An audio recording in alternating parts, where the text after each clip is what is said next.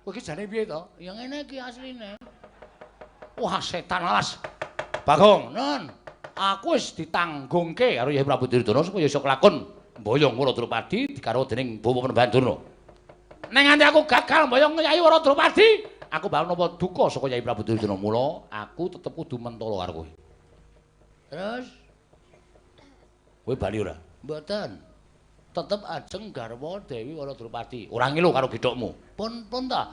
Tresna niku mboten perkara bagus elek. Sapa ngerti kula mangke ketemu Waradrupadi purun kali kula. Lho, sapa ngerti? Ning ngono ora gelem minggat ngarepe Baladewa. Mboten. Glandang Nenggala mbuh dadimu kowe ponakan Bagong.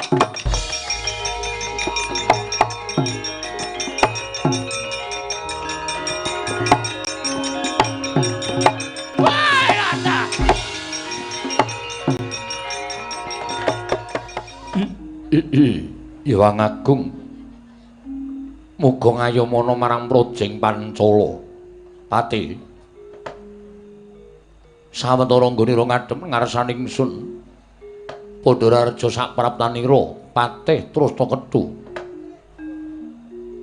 kawula nuwun Kanjeng Sinuwun sembahan kula pangayaman kula wonten ing Madyapada Prating Delahan tansah winantu ing karaharjan sawanipun ing abdi kepatihan namung pareng kula ngaturaken sembah sumangga ping pangabektinipun ing abdi kepatihan kunjuk sandha pepoda paduka Gusti kula ingkang sinuwuning Pancala. Ya, ingsun tampa karya bombong tias ingsun. Ora liwat pakaryan ingkang utama tindakna selawase lan paran pawartane nggonira ingsun percaya minangka dadi batal wakil ingsun maranata tata rakiting negaring Pancala Pati. Menawi paduka ndangu babagan negaring Pancala. Para kawula sami sayek saeka kapti akarya luhuring nusa bangsa duwe negari ing Pancala junjung drajating kanalindran miwah.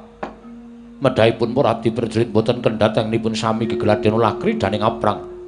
Sawanji-wanji praja paduka katemping paramuka boten badhe anggepok punca paduka Gusti kula ingkang sinuwun. Ya abdi kepatihan remuk kasawurna putung sumangga kabandhemna diwaji sembahan kula. Ya patih akarya bombong penggali ingsun lan prayogakna ngendira ngadhep sampun boten kirang prayogi piswanipun ing abdi kepatihan. Anak anungane ndita bocah mursid isa mikul dur mendem jero karo wong tuwa aja mung kandhek ning pangucap nanging kababaru dadi pakarti. Terus jemena prayogana nggone ngadhep ngarsaning pun Rama nggir atmajaku Trusna Jemena. Kawula nun inggih. Rama Prabu sampun boten kirang prayogi piswanipun ingkang putra pun Trusna Jemena. Namung kepareng kula ngaturaken sembah sumangga ping pangabektinipun ingkang putra kunjuk sandha pepoda paduka Kanjeng Rama Prabing Pancala. Atmajaku wis ndak tampa akarya bombong penggalipun Rama ora liwat pangestunipun Rama Tampanana kula Trusna Jemena. Kula pun dinggo jimat paripe ndayanana ing ngasantosan. Paring pangestu paduka Kanjeng Rama mawakono kabagyaning gesang kula saha sampun boten kirang sekeca anggen kula ngabiyantara ngersa paduka Kanjeng Rama Prabing Pancala. Trusna Jemena, kula wonten pangendika ing ngadhawuh prayogakna ya nggih. Ora kanthi kanyana-nyana. Dene negara ing Pancala dina samengko karawuhan para priyagung. Monggo barang tak wis padhake ora pangling iki sedulurku, kadangku Taruna tunggal guru. Ya kuwi Begawan Durna, ya Kumbayana ingkang rawuh ana negara ing Pancala. Bebarengan kelawan rawuh anak Prabu Tiyang Agung ing Mandura. Penembahan Durna, Kumbayana padha kanthi raja sak praptanira ning negaring Pancala. Kumbayana gondhok blekuduk suwalu gembol sumerante hawela lho ninggih Kaka Prabu ing Pancala tansah winaning kawidadan swanipun ingkang abdi pun Begawan Durna wonten negaring Pancala. Namung kepareng kula ngaturaken salam taklimipun ingkang rayeng Sokalima kunjung sanipun Kakang Prabu Pancala, Kakang Prabu Sucitra ing Cempala mriki, nggih. Wis ndak tampa karya bombong. Penggalihku Kumbayana ora liwat pangestuku wae Tampanana. Oh inggih kula pun dinggo jimat paripe dayanana ing ngasantosan prayogakna Begawan Durna. Sampun boten kirang prayogi pisowanipun ingkang rayi ing Sukalima Kakang Prabu Pancala. Anak Prabu Mandura katuran karaharjan rawuhipun wonten negaring Pancala nggih. Anak Prabu Mandura. Jagat wasisaning Bathara Wayaktura jagat. Nggih, Paman. Sampun boten kirang prayogi anggen kula ngabyantura saha tansah piyanganing kawidadan sowanipun ingkang putra ing Mandura pun Baladewa. Mangya widodane skala sowan kula tebih saking Rubeda namung keparengga kula ngaturaken sembah sumengkeping pangebektinipun ingkang putra kunjuk ngersanipun Paman Prabu Pancala. Kula tampi karya bombong raos rimanahipun ingkang bapa ing Pancala. Mboten langkung kasrecakno anggen jengandika lenggah anak Prabu ing Mandura. Paman Prabu Pancala sampun boten kirang prayogi. Pisowanipun ingkang putra ing Mandura dinten sakmangke menika. Nuwun sewu. Akarya kagiat raosing manahipun ingkang bapa ing Pancala nggih. Teka rawuhipun anak Prabu ing Mandura sesarengan kelawan kadang kula inggih menika pun Yayi Begawan Durna. Wonten wigatos menapa? Menapa nunggal karsa, menapa wonten wigatos piyambak-piyambak. Tegesipun Yayi Durna anggenipun rawuh wonten ing negaring Pancala menika nggadahi paridamel piyambak dene paduka anak Prabu ing Mandura. Rawuh wonten negaring Pancala menika ugi nggadahi sedya ingkang badhe katuraken dhateng ingkang bapa ing Pancala. Menapa mekaten menapa nunggal karsa keparenga ingkang bapa nedya nganglungaken jangga nilingaken karna midhanget aturipun anak Prabu ing Mandura. Anak kula Tiyang Agung Baladewa. Jagat wasisaning Bathara Wayaktura jagat. Paman. Sewu-sewu kalepatanipun ingkang putra Tadah Wadana. Yektosipun sowanipun ingkang putra ing Mandura menika mboten kok nggadahi karsa ingkang badhe kula aturaken dhateng sanipun Paman Prabu Pancala menika babar pisan boten. Lakar kaleresan sabdanipun Paman Pancala bilih sowanipun ingkang putra ing Mandura menika nunggal karsa kelawan bapa Beneman Durna. Lho. Nunggal karsa kaliyan kadang kula pun Yayi Kumbayana. Mila kaleresan mekaten Paman. Lajeng wigatosipun menapa? Menawi dipun keparengaken ingkang Paman cumadong dawuh. Menapa badhe wonten pangandikan saking anak kula ing Astina, anak Prabu Duryudana. Babar pisan boten. Namung sejatosipun sowan kula menika nglarapaken dhateng bapa Beneman Durna. Ingkang sakawit nyuwun tulung dhateng ingkang putra ing Mandura supados dados saksi tama badhe aturipun Bapa Durna inggih kunjuk ngersanipun Paman Prabu ing Pancala. Kumbayana, kula wonten maring adhawuh, eneng apa Yayi? Teka sira Yayi Penemban Durna sajake ana wigati ingkang bakal sira aturake kelawan pun Kakang ing Pancala. Oh inggih, inggih. Sewu kalepatanipun ingkang rayi Tadah Wadana, Kakang Pancala. Yitosipun ingkang sepisan sowan kula menika namung badhe nyatakaken pekabaran ingkang sampun bineta mbok bakul sinambiwara pawarta binandunging karna ingkang sampun sumebar warata ngantos dumugi talinganipun ingkang rayi ing Sukalima. Babagan perkara apa? Menapa kepara saestu dinten sakmangke ingkang putra inggih menika pun Wara Drupadi garwa ing Amarta. Sawetawis nilar negaring Amarta tumunten wangsul utawi kondur wonten negaring Pancala. Kakang Prabu, pawarta ing kados mekaten menika menapa kepara saestu menapa namung kandhek wonten ing pekabaran ingkang rayi ing Sukalima nyadong timbalanipun Kakang Prabu Drupada ing Pancala, Kakang Prabu Sucitra. Handrah ingkang Puswita rum.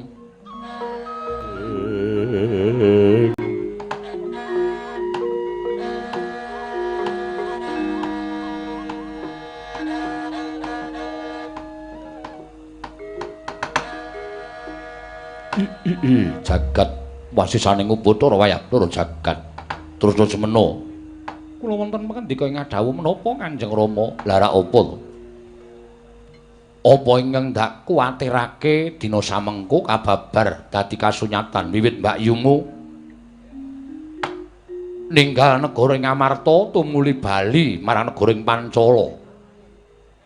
Ing atase Mbak Yumu kuwi wis winengku dening kakung mongko kok bali marang wismane tegese wong wadon ingkang purik ana ing bali wismane utawa ning papan dununge kuwi bakal dadi rerasananing wong sak jagat tinemune dina samengko nyata. Pekabaran anakku Waradrupadi nggone wis bali marang Projeng Pancala nganti tekan talinganing ya kuwi Yayi Begawan Durna apa dene anak Prabu Tiyang Agung Mandura lan mbok menawa kabeh para kawula sak negara Ngastina wis padha mireng lan wis padha ngerti yen to Mbak Yumu purik ana ing negara ing Pancala bali ninggal negara Ngamarta. Inggih. Pomo dipomo. Sesa upama kowe winengku utawa kowe mengko garwa, aja demen regejegan jroning bangun kulawarga, aja demen regejegan gone bangun Bali Wisma. Luwe-luwe aja nganti esuk bojomu entuk purik ana ing Bali Wismane, merga iki dadi cacataning wong sak donya, dadi cacataning wong kang krungu marang lelakon iki. Mbak Yumu bali ana kedaton Pancala nganti Yayi Begawan Durna anak Prabu Mandura nanjihake ana ing negara ing Pancala. Tumuli dina samengko aku kudu matur kepiye kelawan Yayi Begawan Durna lan Tiyang Agung Mandura. Nuwun sewu Rama Prabu. Gandeng sedaya sampun kelampah. Amun menapa menawi paduka Rama Prabu tumuli prasaja dhateng inggih menika Paman Penemban Durna miwah Kanjeng Kaka Prabu ing Mandura. Ngono ya terus semena. Iya kasinggihan mekaten. Yayi Penemban Durna, kula wonten maring dawuh. Panjen kepara nyata yen to atmajaku Waradrupadi dina samengko bali marang Projeng Pancala. Ya Projeng Cempala kene Penemban Durna. Oh, menawi ngaten leres. Menawi ngaten leres. Pawarta ingkang sampun kula tampi pawarta ingkang sampun ngantos dumugi wonten ing Pertapan Sukalima bilih Dewi Waradrupadi dinten sakmangke wangsul dhateng negari ing Pancala. Dene sababipun mboten sanes pamarta ingkang sampun kula tampi krana inggih menika anak Prabu ing Ngamarta, anak Prabu Puntadewa. Sampun wonten tigang candra etang kelengganingga dinten sakmangke menika nilar negari Ngamarta. Monggo mboten dipun mangertosi wonten pundi papan lenggahipun Nalendra ing Ngamarta Prabu Darmakusuma. Tumuli kodhong sutaninggalih Dewi Waradrupadi kondur wonten negaring Pancala. Oh, ngaten leres. Kakang Prabu, menapa ing sampun kula aturaken dhateng kersanipun Kakang Prabu menika panjenengan sampun paring dawuh kepara saestu bilih ingkang putra kondur wonten negaring Pancala. Ya, pancen bener. Terus sak banjure aku tak takon karo Yayi Penemban Durna. Apa ta wigatine? Dene sira Yayi Penemban Durna teka nyatakake lawan atmajaku Waradrupadi nggone bali marang Projeng Pancala. Ah, menika mekaten. Estripun anggen kula nyatakaken wonten negaring Pancala menika, kula nuwun sewu lho, sinuwun. Nuwun sewu Kaka Prabu. Estunipun kula menika namung ngeman dhateng asmanipun putri Pancala inggih menika pun Waradrupadi. Ngeman dhateng putra Paduka. Ngeman ing atasipun Waradrupadi menika garwa Nalendra. Nanging gandeng tinilar dening Nalendra utawi tinilar dening kakungipun tumuli Waradrupadi menika kondur wonten negaring Pancala. Alok ing kathah sami nyebataken wong wedok sing wis ditinggal wong lanang menika naminipun Ronda. Apa Yayi Penemban? Ronda. Utawi jandon, janda. Monggo sing jeneng wong wadon sing wis ditinggal wong lanang tumuli bali wonten Bali Wismanipun menika nuwun sewu embanipun Randa menika lek mlaku wis dijinjet-jinjet mesti dirasani karo tangga teparo. Sak tingkah polahe menika mesti dirasani didingkek karo tangga teparo. Galo si A arep mrono galo. Mumpung sing lanang ora ana. Arep mbiah-mbiah sak penake dhewe.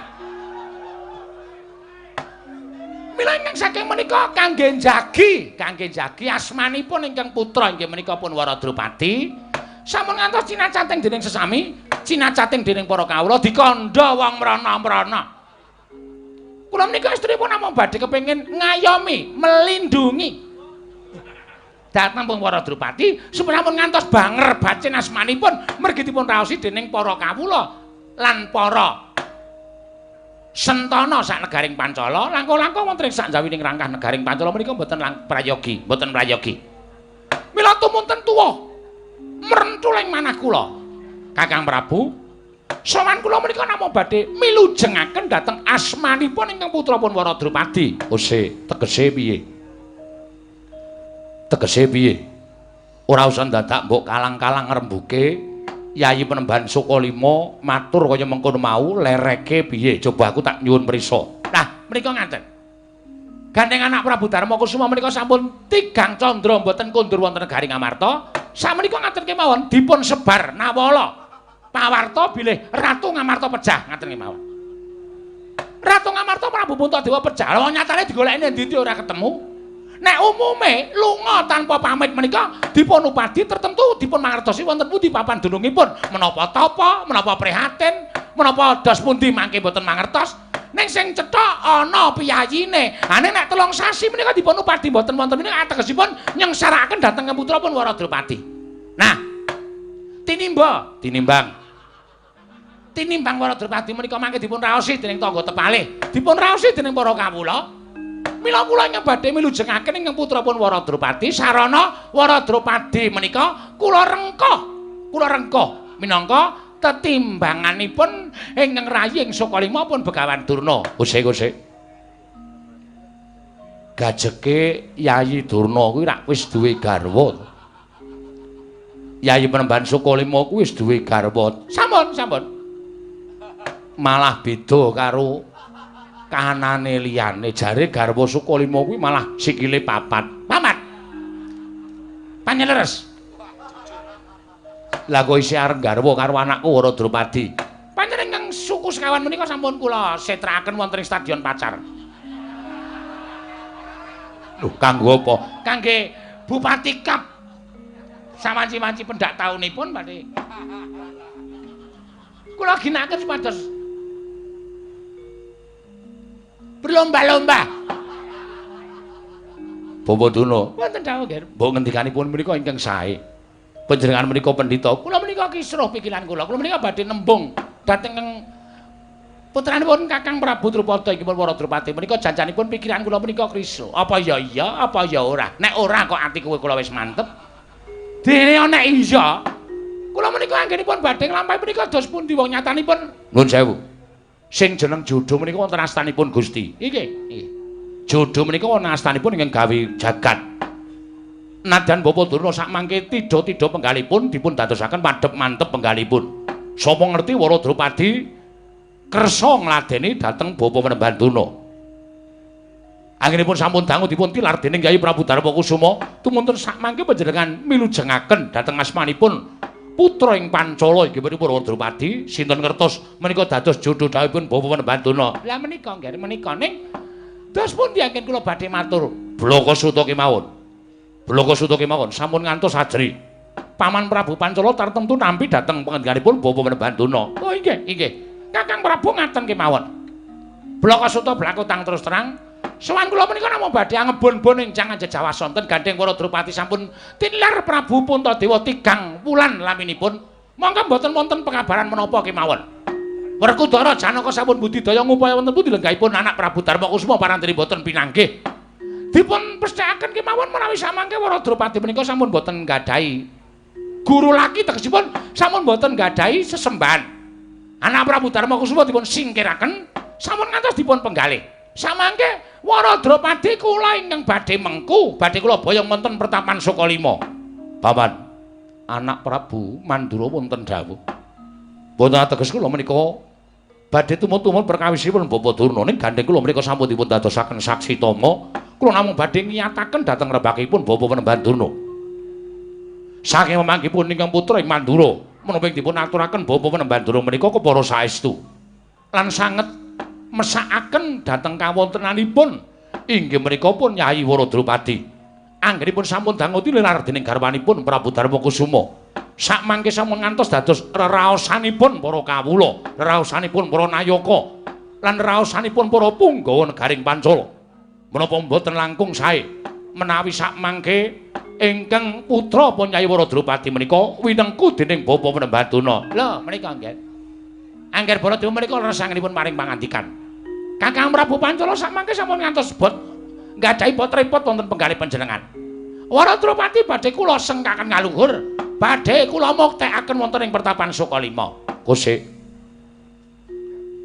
Yen iki mengko anak Prabu Puntadewa tumuli timbul ning Praja Ngamarta. Apa ora ada kriwikan dadi grojogan geguyon dadi tangisan ing atase durung ana Nawala Waradrupadi dibalekake marang negaring Pancala. Balining Waradrupadi kuwi saka karepe dhewe merga ning negara Ngamarta kuwi bingung. Penggali anakku Waradrupadi tumuli trima bali ing negara ing Pancala. Lah yen nganti anak Prabu Puntadewa iki mengko kondur marang negara ing Ngamarta. Apa ora jeneng bibiti perkara antaraning Pancala lan negara Ngamarta, Yayi Panembaduna? Ah, mangke kula ingkang badhe matur dhateng anak Prabu Darmakusuma. Kula ingkang badhe matur dhateng anak Prabu Darmakusuma. Kula ngertos watak wantunipun anak Prabu Darmakusuma menika kula nuwun sewu. Nalendra ingkang lila legawa lair trusing batin. Aja kok nung bondo donya disuwun, aja kok mung bojo dijaluk. Nadyan nyawane disuwun dening piyai sanes kemawon badhe dipun paringaken dening anak Prabu Puntadewa. Mila kula pitados menawi samangke kula sampun kelampahan sah tumrap ing negaring Pancala dados Waradrupadi menika dados bojo kula. Tetimbanganipun ingkang rayipun Begawan Durna. Kula ingkang badhe matur dhateng anak Prabu Puntadewa. Lan kula paget mesthekaken bila anak Prabu Puntadewa samangke badhe nampi lelampahan menika kanthi lega legawaning penggalih. Iya, iya. Nanging sing banger bajin asmane dudu sapa-sapa. Ning wong tuane Waradrupadi ya kuwi aku Penemban Durna. Ing atase aku kuwi Darbe Putra ya kuwi Waradrupadi durung dipisah, durung dipegat karo anak Prabu Puntadewa teka tak rabekake karo Begawan Durna. Apa ora jeneng aku kuwi wong tuwa sing mamak mumuk ora weruh marang kahanan. Ing atase atmajaku durung dipegat karo guru lakine kok tak rabek karo wong lanang liya kuwi apa ora jeneng mengko bakal ngucemake asmaning Nalendra ing Pancala. Ah. Menika mangke wonten pawadan sanes. Menika mangke wonten alasan-alasan ingkang saged dipun aturaken. Amargi kangge njaga naminipun ingkang putra pun Waradrupadi sampun ngantos dados raosan menika ugi saged.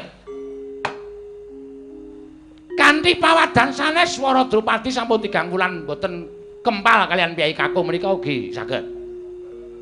Amargi sampun 3 wulan boten dipun kempali dening garwanipun menika menawi tata cara wonten ing ijab kabul menika sampun sah dipun pegat. Sah dipun pegat. Mila ingkang saking menika samangke kula aturi paring dawuh ingkang saestu dipun maringaken menapa mboten Kakang Prabu Pancala ingkang putra Waradrupadi badhe kula baya wonten pertapan Sukalima.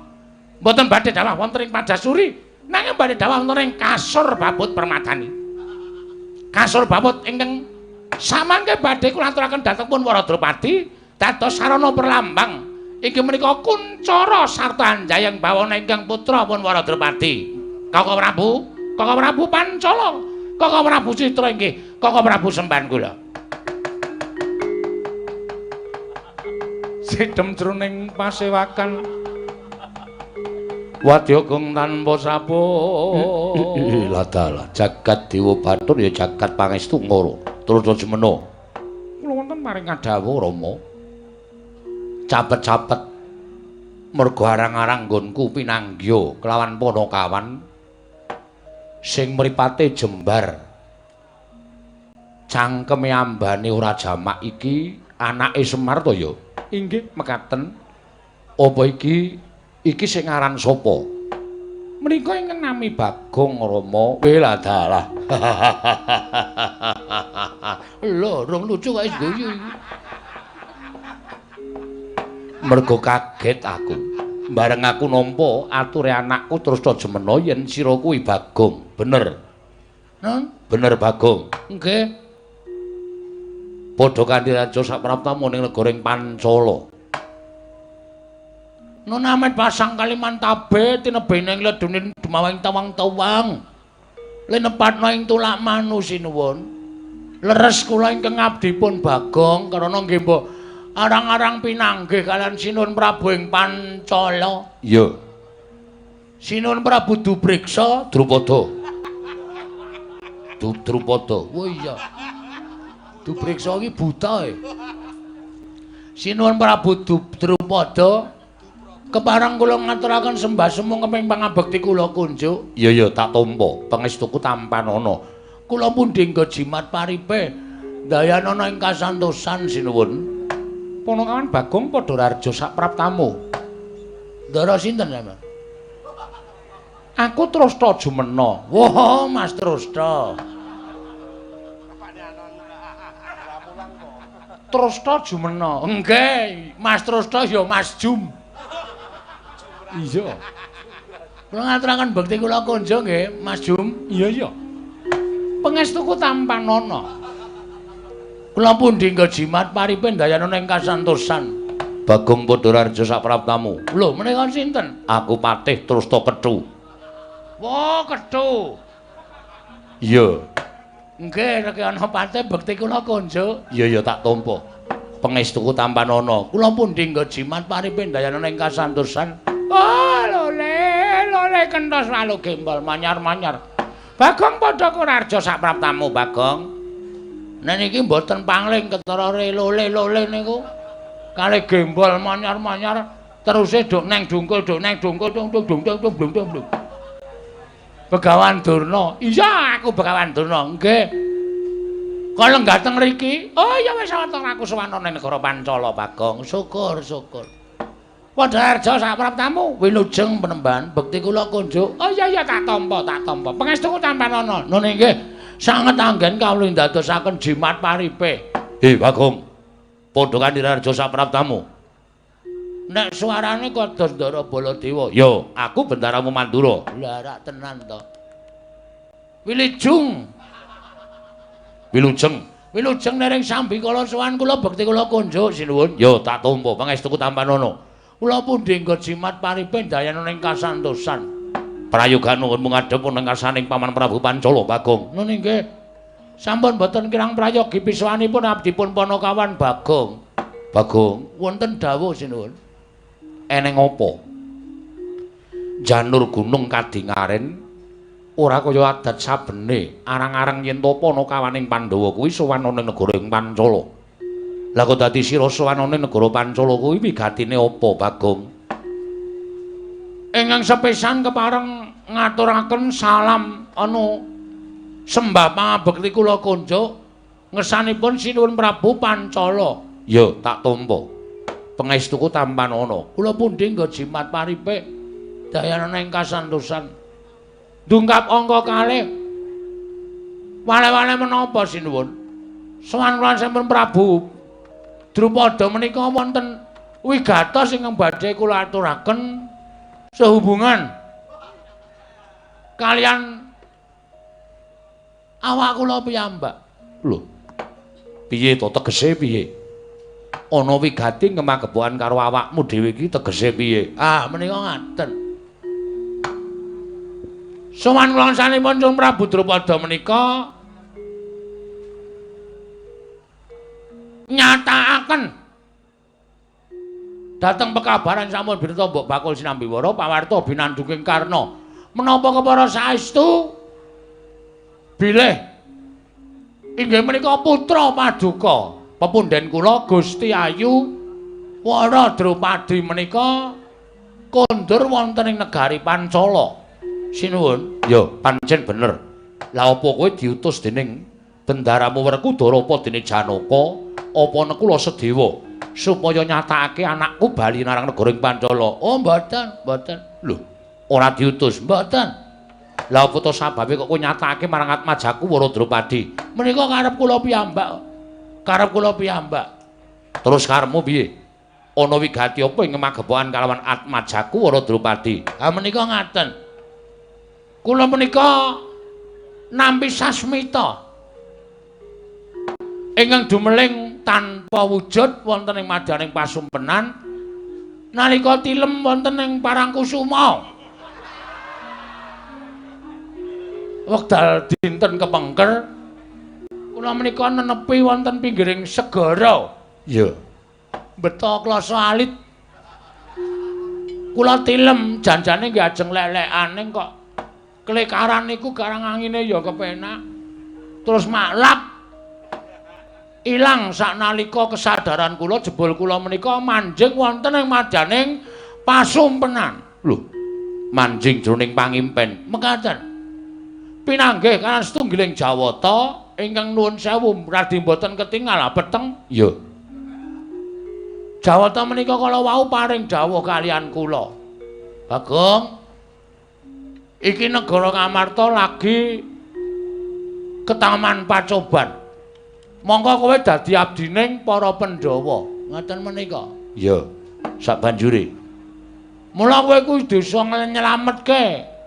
Kowe kudu iso gawe arum asmaning para Pandhawa tetep dadi sangsa ngagunging para kawula sak jagat iki. Lah kowe tak kandhani ya Bagong. Lho, kusik dewa paring sasmita kok akeh banget. Niku ceramah. Oh iya. Kula midhangetake piyambak. Nah, supaya kowe kuwi iso gawe arum asmaning para Pandhawa gandeng. Iki Prabu Puntadewa iki lagi jengkar. Mongko ora dingerteni menyang endi papan dununge Prabu Puntadewa.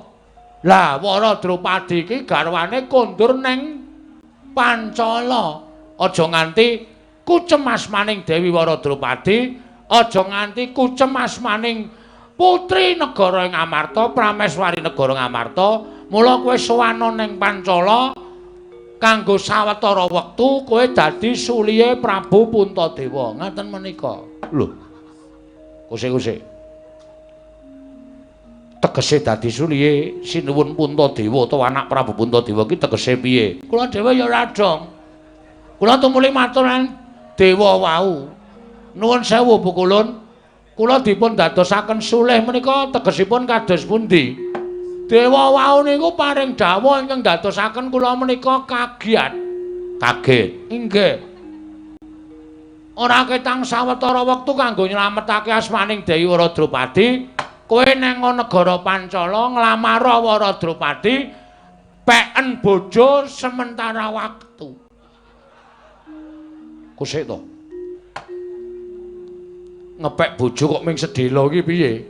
Kula niku kulina nganten niku. Lho. Kulina ngono piye? Kula niku nek ngepek bojo niku mung dela-dela kok kula. Cocok mboten?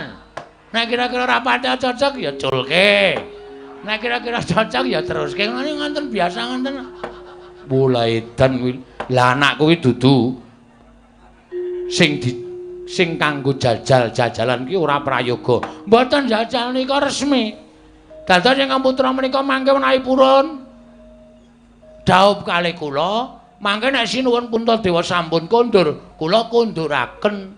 Lho, lah upama baline setahun ngono nggih. Piye njuran? Lah, kula ya ngepek bojo gandeng saniki tindak niku wis 3 sasi ya 7 sasi menjadi hak milik saya. Lho. Kok kaya ngono lho. Niku wis biasa teng omah kula. Gareng niku nek lunga suwe niku bojone titipke kula. Weh, ngono to. Niku pun biasa. Kowe lungane pirang dina, Reng?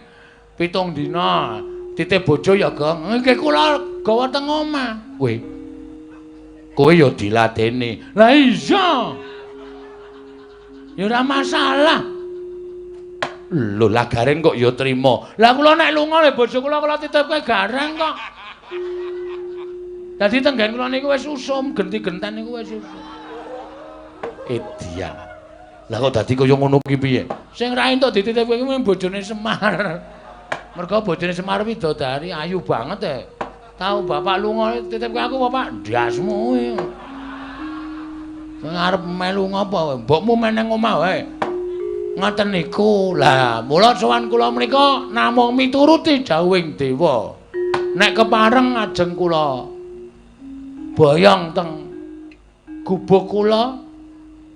Nek mboten pareng nggih monggo mboten napa-napa. Ning nek mangke dewa nesu kalih Sinuwun Prabu Pancala kula mboten tanggung. Merga niki dawuhing dewa. Kusik, dewa paring dawuh iki mestine ngandhakake dewane sapa? Sang Hyang Bambang sapa to ya? Sang ngertiku dewa iki ora ana sing jenenge Bambang. Sapa ya? Lali ya kula ning nyebutke jeneng kok pokoke dewane niku peteng dedet ketoke dewane niku ilmu hitam ketoke. Dewa kok nganggo ilmu hitam iki karepe piye? Lah ra ketoke. Ming suarane tok. Nek pokoke dewa, yakin sumpah kula mboten ngapusi. Niku dewa sing paring dawuh. Mali, mila. Walik lho. Mila samangke kula nyadong dawuh. Dewi Waradropati dipun paringaken napa mboten? Nek mboten nggih mboten napa-napa nek dewa mangke duka monggo anggenipun badhe nanggel. Nek diparingaken matur sembah nuwun. Jawipun kula cawisaken Betor. Betor iki apa, Mbak? Betor niku becak bermotor. Niku sing lagi ngetren pun mboten digenjot melih. Pun wonten mesine. Waradropati kula tumpake Betor, kula mlayu teng burine. Lah kowe engko tekan ngomah mati. Oh iya, Dik. Ya paling mboten kula numpak jejer kalih ingkang putra Waradropati. Bagong, wonten dawuh, "Kosik, bingung ngrasaku." Sebabe kowe ngerti yen to Yayi Penemban Durna, pandhita ing Sukalima rawuh mrene. Nggih, ngertos. Terus Begawan Durna rawuh mrene iki uga bakal nglamar Atmajaku Waradropati ingkang bali marang Projeng Pancala. Lah nek anakku tak paringake marang kowe engko mesti Durna ngamuk. Ning semono uga nek anakku tak paringke karo Begawan Durna, kowe mesti ngamuk. Jelas. Aniki wis dadi tekad kula. Kula niku wis tom-tomen kalih ingkang putra Waradropati. Pun kula lukis teng tembok ruang tamu kula. Lho, sapa? Putra panjenengan Waradropati nganggo anduk tok. Jas nika pokoke. Wiladalah. Saka kepengin kula nuruti keparenging dewa. Nek sinuwun mboten maringake, kula ngamuk teng pundi niki jenenge? Pancala. Pancala. Nek sampeyan maringake matur sembah nuwun. Napa ya abot Begawan Durna? Kalih Bagong. Nek pancen didelok rupane nggih loro niki ra eneng sing apik. Dadi anak sampeyan iku dilamar wong bosokan kabeh. Ning nuwun sewu, nek ditonton saka cocoking para kawula mung tamang tanting kawula semanten cacahe. Suara terbanyak mesti milih kula. Mboten wonten sing milih kalih Begawan Durna. Mboten wonten kecuali nek swara niku swara bayaran mesti milih niki. Ning nek swara niku luar dari hati nurani mang biawarake. Kawula Pancala Bagong karo Dropati apa Durna karo Dropati mesti do muni Bagong karo Dropati. 50%, 50% melih mesti do bengok Bagong karo Durna. Bagong karo Dropati ngoten. Wiladalah iki bingung aku. Bingung sampean ketok ana bingung. Pertama wau pun bingung sampean wis ketok. Lah lakon kok Bagong rabi ngene ora gawe bingung apa ora pecandhase. Mula ya alon-alon mawon sak titahe waton tekan esuk sing penting wis dibayar ngoten mawon. Iya, kula niku gumun suwe-suwe kok do njaluk lakon kok waton sak kepenake dhewe. So suwe-suwe iso lho, Bagong supit ngono iso. Niki wit pertama niku kula wis mikir terus piye iki gek mengko lakone piye? Mongko wis diweling, lumayan bebas mawon rasa pakem-pakeman sing penting Bagong rabi. Tak takoni rabi lho sapa? Ah monggo. Lah napa ora pecandhase niki? Niki dibayar ning iso setruk kula sesuk. Ya sing ati-ati. Ngati-ati piye mikir ket sore ngati-ati.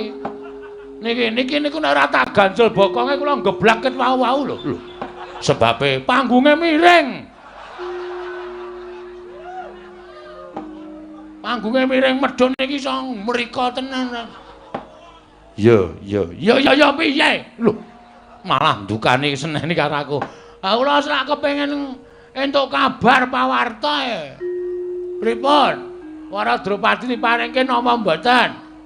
Nek mboten kula ngamuk niki wis kecekel tekan sadurunge gara-gara niki lakone. Monggo bar limbukan kula perang kali Kurawa. Wis lumayan. Engko terus gara-gara bar gara-gara mikir meneh. Ning ora masalah. Ora apa-apa waton gelem nanggape kok. Bangane ra ngarani lakon ra nanggap nggo apa? Lah iya. Kowe kok malah gresula dhewe iki piye? Amen kok. Mangkel ya kula.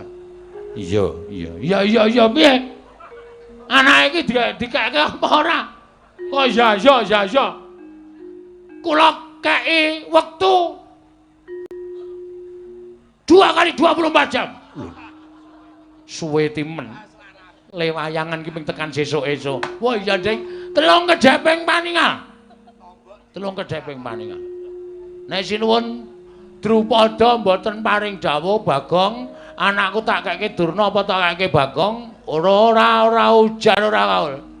Nan kula nesu tenan teng mriki. Sampeyan ngerti to nek kula nesu, kula nguyuh sak nggon-nggon. Biyen kratone Pesing mbok men.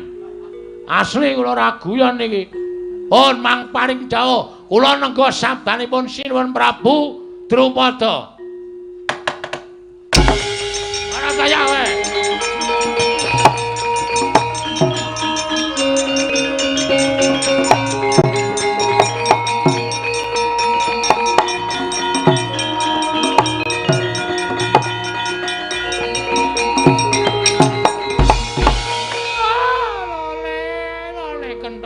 Gembol manyar-manyar duk neng dungkul wana dadi ala salah sati wana.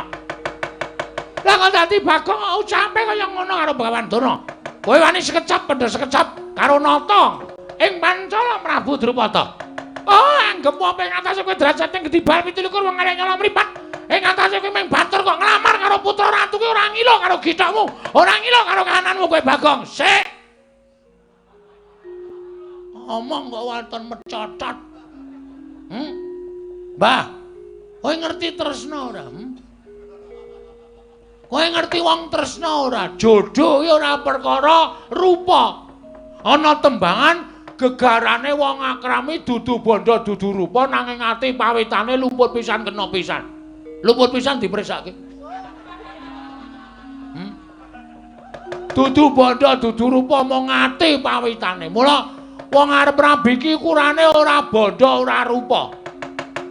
Arep ndhe bondo akeh. Nek ora dikeparengake karo sing gawe urip dadi jodhone, ora bakal iso kelakon. Arep rupane bagus, nek ora dijodohi karo sing gawe urip, ora bakal kelakon. Ning nuwun sewu, arep rupane meng kaya ngene nek jodohi karo sing gawe urip, kuwi 1000 dalane. Camkan itu. Ora sampenake dhewe kowe. Oke, wong sing lanang elek, sing wedok ayu oke. Ana sing wedok elek, sing lanang ayu oke. Ana sing elek kabeh ya ngono. Ana sing lanang ayu, sing wedok bagus. Sing wedok ayu, sing lanang bagus. Kuwi ya pirang-pirang, bagus kabeh. Wedoke ayu kabeh ya pirang-pirang. Mula aja sok ngembe karo wong sing kedunungan katresnan. Terus saniki tak wale, sampeyan iku wong tuwa, wis duwe bojo, ha ta? Ora. Monggo bojo sampean lain daripada yang lain. Ora apa-apa ana bojo kok keleke papat. Nek ora bojone Begawan Durna tangel lamun. Oh, lah kok dadi kowe kok ngece karo Bagong.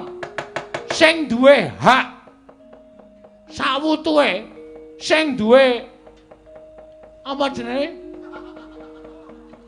Purbawasesa sawutuhe iki Sinuwun Prabu Drupada, dudu sampean.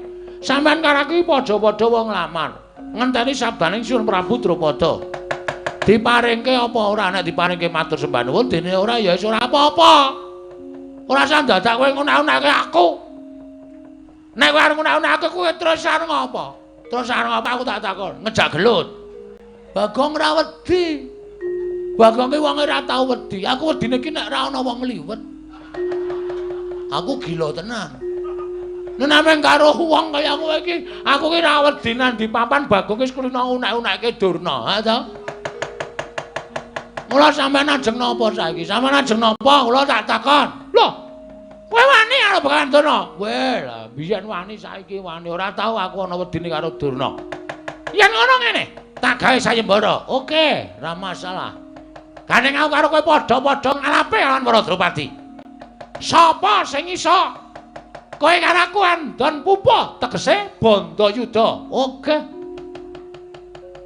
Bagong aja sembrono Durna iki kekuatane ngedap-edapi. Sampeyan ora usah ngelekke. Sampeyan ratu ra ndek keputusan. Nganti kedadian kaya ngene iki mergo sampeyan ora paring pangandikan. Drupadi tak keke iki, tak keke kae. Ngono rampung, ora dadi geger. Sampeyan bareng ana kahanan kaya ngene lagi, Bagong ngati-ati. Kula kowe tuwa ora usah dikandhani. Lho, aku malah tok unek-unekke. Nang kene arep tak unek-unekke kabeh. Bagong aja kaya ngono. Ngapa kowe Jum? As kebacut muring nek carane ngene. Bagong. Kudune kowe ngawas karo githokmu. Ora ana wong ngilo iso ngilo githake dhewe. Lho. Ora usah melu-melu Sinuwun Prabu Baladewa. Aku ngerti sampean tekan kene mbelani karo Durna. Kudune sampean ki mikir. Sampean iki kudune menggalih. Prabu Puntadewa ki sapa? Prabu Puntadewa kuwi kadang sampean dhewe. Prabu Puntadewa lunga, bojone purik kok malah ajeng jodoke karo Pendhita Armodar ngene. Sampeyan iki ratu, nuwun sewu, iso menggalih apa ora? Lho piye? Nyepeleke ora. Sapa sing nyaru wis tau nek-nek kok. Nah, ora ngapusi. Aku nek, "Ha apa? Kowe barang yo apa?" Gecek modar kowe. Lho wong delok barang kok dinek-unekke. Wis ben apa? Hae ora. Jajal sire jeblase kuwi. Nek ora ngene iki ora metu pangunek-uneke atiku. Ora, nek pancen wani metu jaba. Oh iya, oke. Metu jaba ya metu jaba. Ayo, neng lapangan utawa nang alun-alun negara Pandura ditemtoke. Kekuatane Bagong karo Begawan Durna iki menasa apa? Lakon legandang dening aku. Legandang jangan legandang.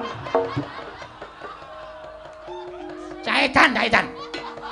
Ayo ora legandang ning gelandang. Begadang.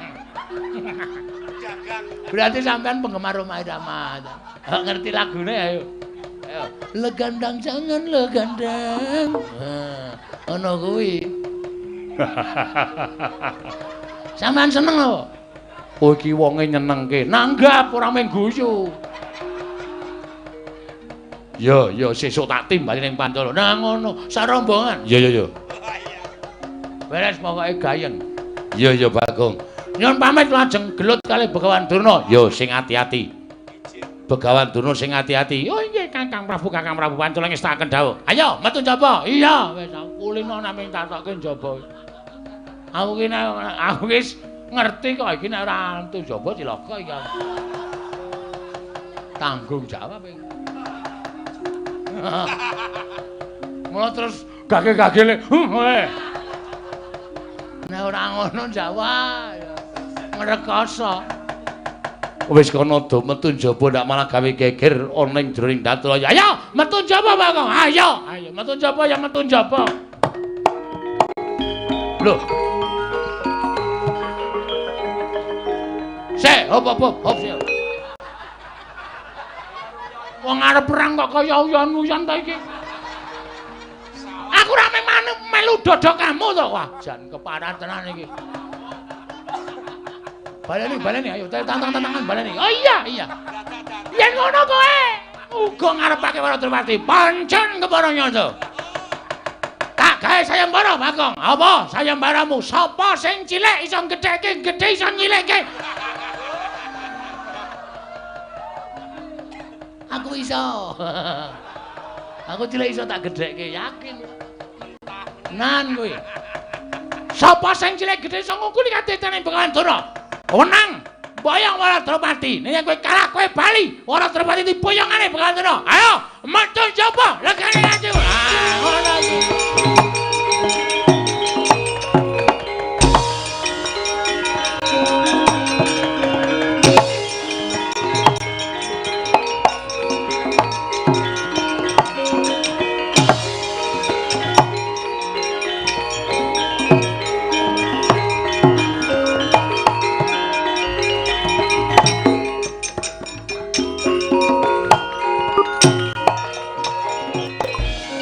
Bagong yen malegang-legong Pana kawaning para Pandhawa Kladuk gecul kang moral ucul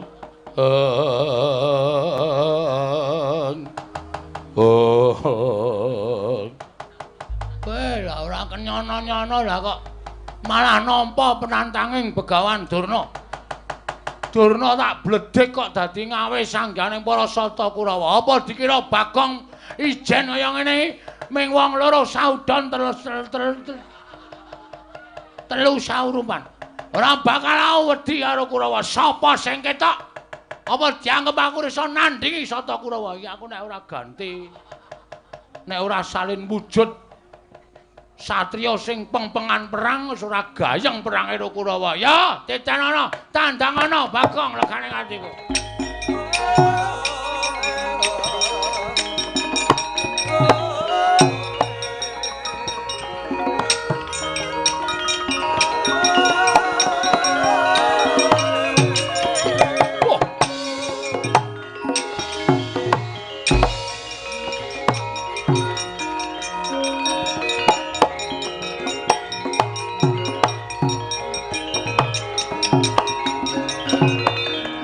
Bapak keperanggul mungguing ayuda kepapak bawat nyobentar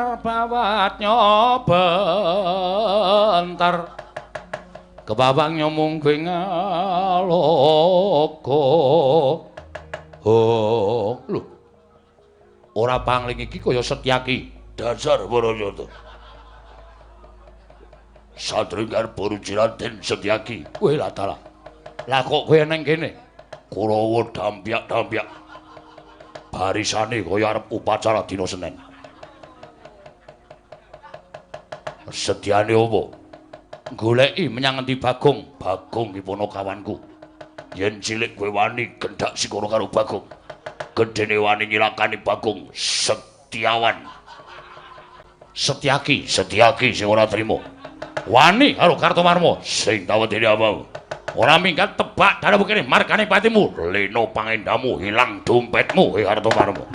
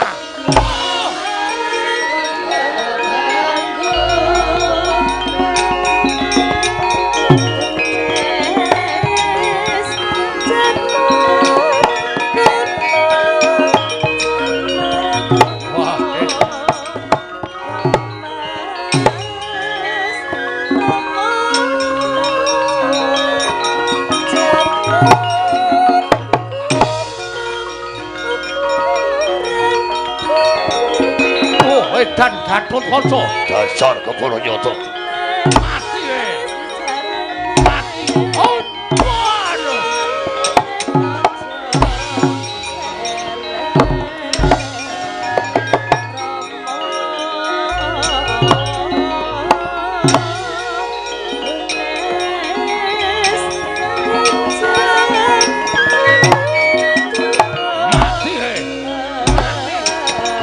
waduh waduh mati aku.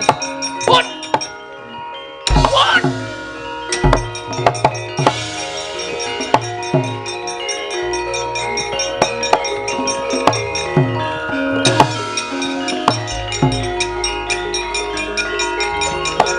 Hei, minggir.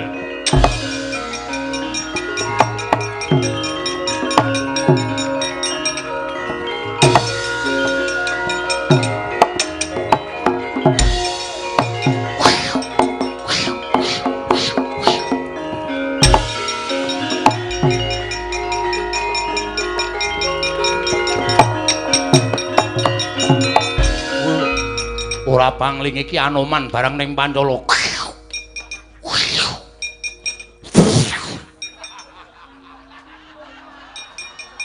Wah, Anoman mere kok idune nganti muncrat-muncrat. Edian nguyuh barang. Endi Bagong? Kena kowe?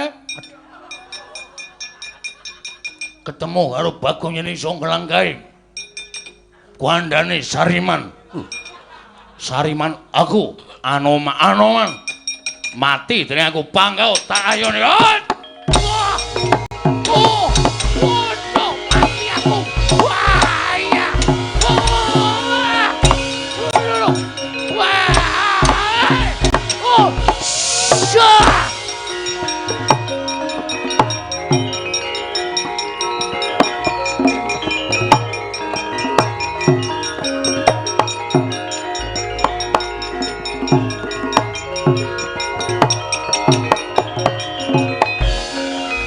Man, sampeyan dawuh kali Kurawa ning nyatane ngapusi. Lho, ngapusi ngapa?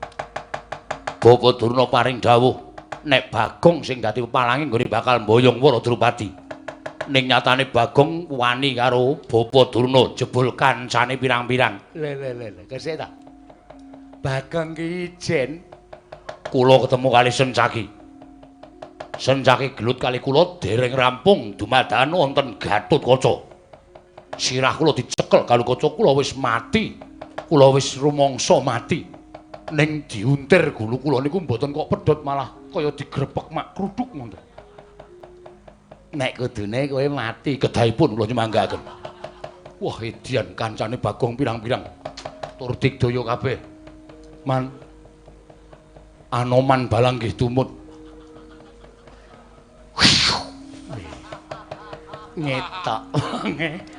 Lah kok mak jundil kula semanggaken Dur. Nun. Bagong kancane pirang-pirang sirnakno le. Nggih, saken dawuh.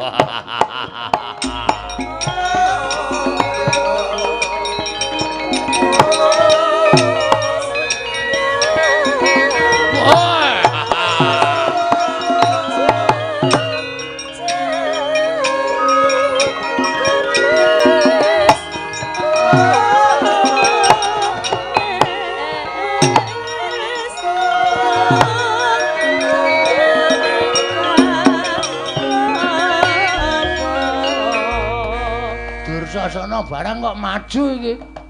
Nek ora dadi sing luwih gedhe, iso diajar aku ya. Ora wedi mungsuh sapa wae aku.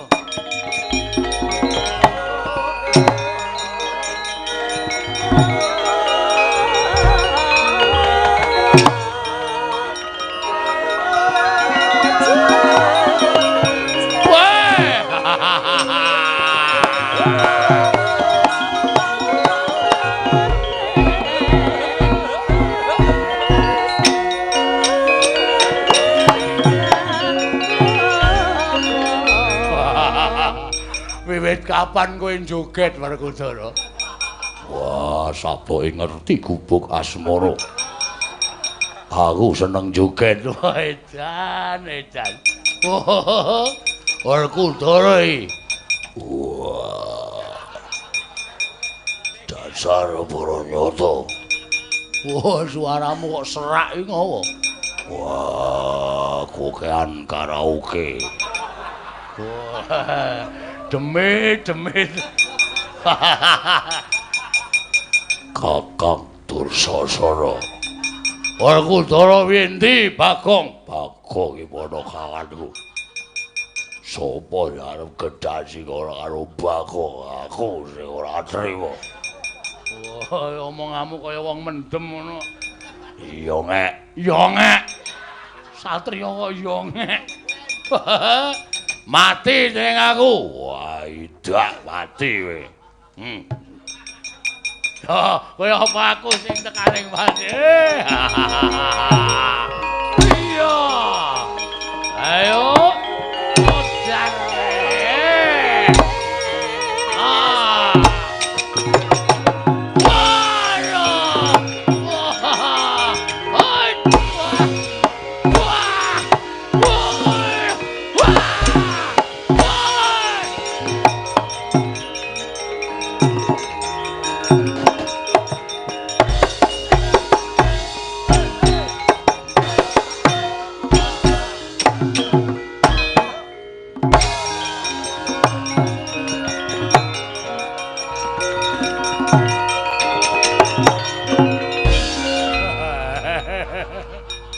Isin man kula.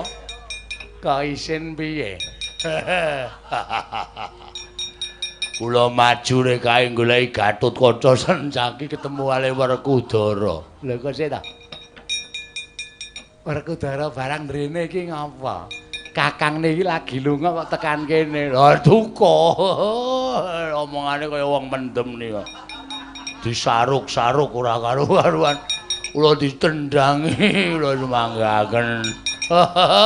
Mati kula. Ora mundur mawon isin. Kakang Penemban Durna. Pripun Dewate? Bagong mboten isa disingkirke. Kula aturi majeng wonten ing pabalan. Tuh, Bagong. Ora minggat sing arep aku tiban cundha maneh mbok dadi muparat kowe.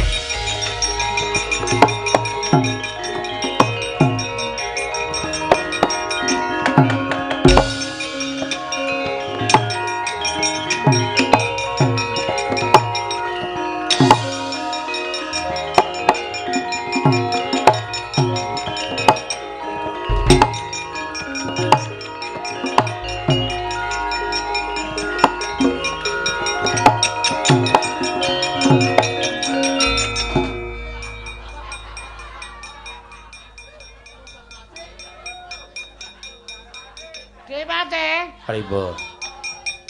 Ampun mriki lho. Lah pripun? Isin kula. Iki pokal gawene sapa iki keparan karepe dhewe. Aku mau nek dibukake ngono kuwi. Kaya kelingan jaman sing wis-wis aku.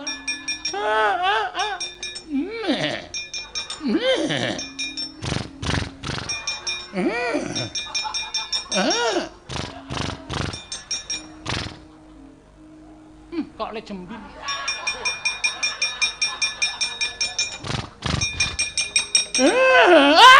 Aku karepe dhewe wirangan aku.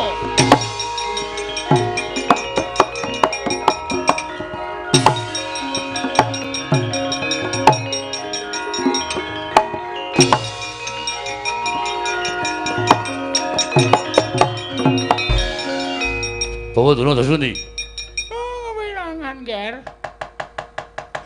Bagong gawe wirang wong sepirang-pirang.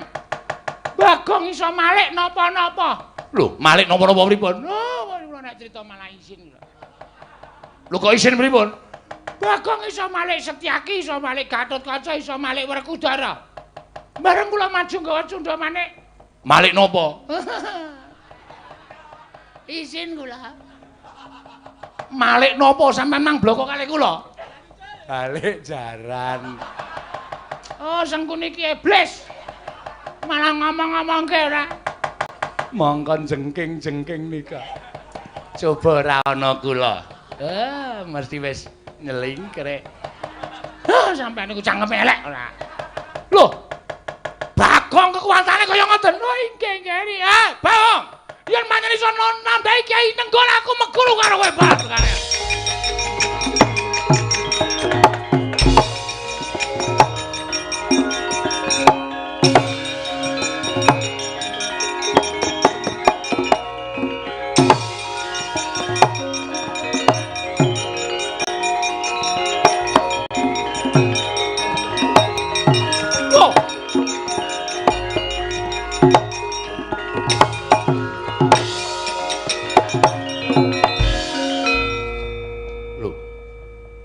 Lho iki ora pangling Nyai Ndrawati. Kanggo Prabu. Kula aturi sareng sawetawis. Niwang Sukmana mangadil luwih ana sasminaning sun jagat wasisaning Ubathara. Kanggo Prabu. Kanggo Prabu Baladewa kula aturi sareng. Kula aturi nyiram mawi tirtaning Banyuwangi. Menawi Kanggo Prabu lajeng tumuli ngligo Kyai Nenggala menika mboten prayogi kedadosanipun. Asu iki Bagong iki. Iki Bagong menungso ora tatanan. Lah kok malih Ratu Ndrawati. Kanggo Prabu sampun paring pangandika ingkang mboten sadèrèng. Menika ingkang Rayeng Ndrawati ya Prabu. Ingkang rayeng Darawati. Darawati dengkulmu mlocot. Dengkul panjenengan nggih mlocot. Edan iki piye lho? Iki karepe piye? Koko Prabu, menawi panjenengan ngginakaken senjata cakra, kula ugi mboten badhe wang-wang. Mboten badhe kekilapan, sarta kula mboten badhe ragu-ragu. Ngginakaken senjata ceraka. Apa? Ceraka. Cakra. Nah, kados pangandika panjenengan. Sameneika Kyai Nenggala dipun du karo senjata cakra. Kowe tak tamani Nenggala mesti mati. Mboten saged kula mundi Sekar Kembang Setaman. Cangkeme kowe klirah-kliru ngono kok. Sekar Wijaya Kesuma menika dados panguripane wong sak bumi. Sinten ingkang sampun pejah menika dipun ungkuli Sekar Wijaya Kesuma menika sabet gesang malih. Ingkang sampun pejah dipun ungkuli Wijaya Kesuma saged gesang malih. Mila Wijaya Kesuma menika dipun suwun supados kinarya obat kuat. Koko Prabu. Koko Prabu. Nek panjenengan mboten kados monggo dipun puthaken blek gelandang Nenggala legane ati wae.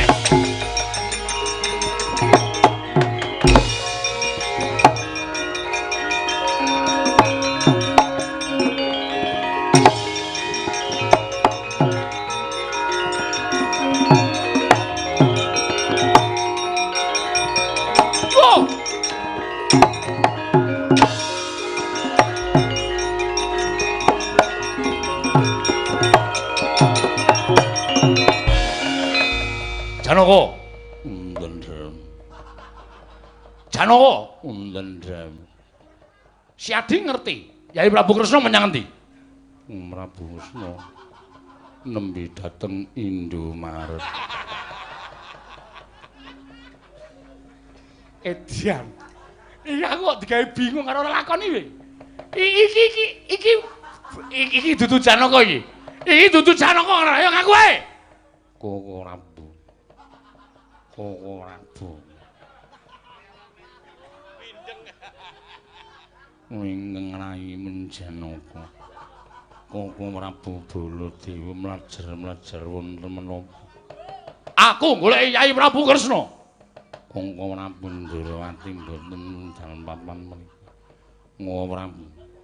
Nggih. Kula aturi nyiramanten nanging sabar. Menawi Koko Prabu mboten mangke. Koko Prabu mbanyan iki ardane kamsa Koko Prabu samriki Koko Prabu. Iki kok mengko Koko Prabu karepe piye? Nek panjenengan badhe mulawan bagus. Kuning mboten ten. Ora. Mboten terima nganti semangat nampane. Ora bisa mangke kula ngaturi kok. Ah, kowe Bagong kowe karepe iki.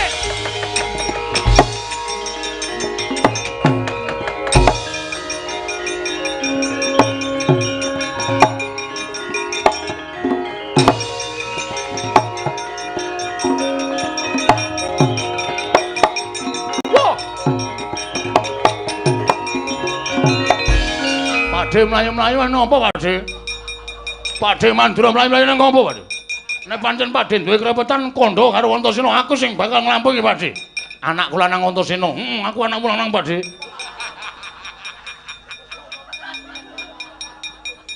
Pakde Mandura, iya. Pakde Bule, iya. Kowe ngerti Bagong ora? Sapa Pakde? Kowe ngerti Bagong apa ora? Pakde ngeloki Bagong kok. Kusik. Saiki omong sing suwe. Omong sing suwe. Suwe. Lho, ora ngono. Omong sing akeh. Antasena. Piye, Pakde? Antasena saka endi? Kasatriyan. Kasatriyanmu ngendi? Pringgondani. Ngrandu Gumbala, Pakde. Antasena kok kasatriyane Pringgondani iki gosok kowe. Karo omahe dhewe ora apal iki. Pakde, omahku wis digusur, Pakde. Urung ding, Pakde. Kasatriyanku ngrandu Gumbala. Pakde goleki sapa? Goleki budhe apa? Ora. Goleki Bagong. Bagong ora ana, Pakde. Kowe rasa ngapusi. Suaramu grok-grok kuwi Bagong. Kowe ora minggat Nenggala dening aku. Aduh, Pakde, aku tak mlayu, Pakde.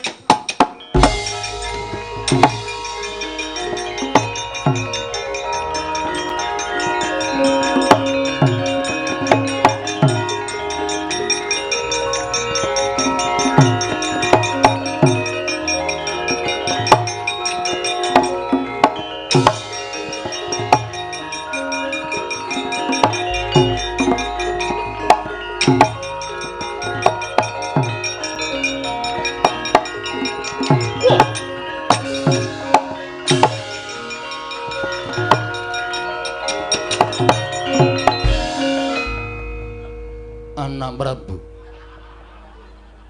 Kula suwun kanthi sanget kula aturi nyiram mawi tirtaning kesabaran. Sedaya perkawis menika mboten badhe paripurna menawi namung kinarya gejegan anak Prabu tiyang agung. Paman Prabu Pancala kula nyuwun pangapunten sak kalangkung kathah mboten dados menapa nggih. Namung kula kanthi sanget kula suwun kula sampun panggihan kan anak kula pun Wara Drupadi. Paman wonten dawuh. Kados menika wartosipun. Yayi Wara Drupadi sagang ladosi bapa Panembantuna menapa mboten? Kula sampun nanting dhateng anak kula pun Wara Trikandi, anu Wara Drupadi. Supados badhe ngladosi kalian kadang kula tunggal guru duk nalika wonten SD Negeri Impres.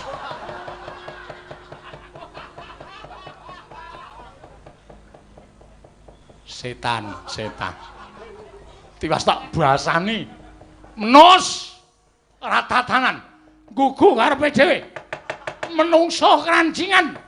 Wah, lah kok kowe iki ngobrak obak karo asmaning Paman Prabu Pancala. Malih ora kowe? Kowe malih apa ora? Ora gelem malih aja nglawan kendarat dening tanganing Baladewa. Nggir, Bu. Tiyang Agung Baladewa. Menawi panjenenganipun tiyang agung Mandura menika mboten kersa angendhak dhateng kamurkanipun, menapa badhe kula wadulaken dhateng tiyang listrik. Lah tenan to? Lah tenan kowe pake. Ayo, pokoke entekke wayange.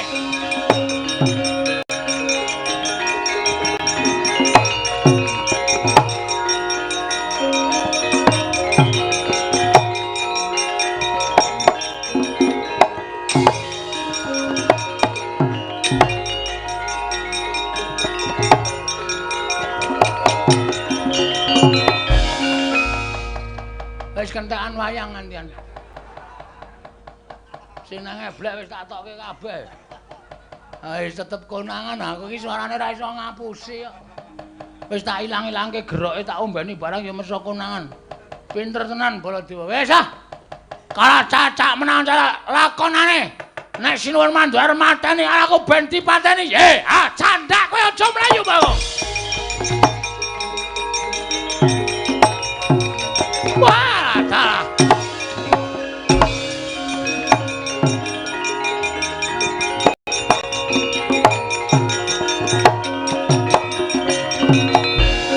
Candak. Kecandak kowe saiki. Bar mlayu nang ndi kowe?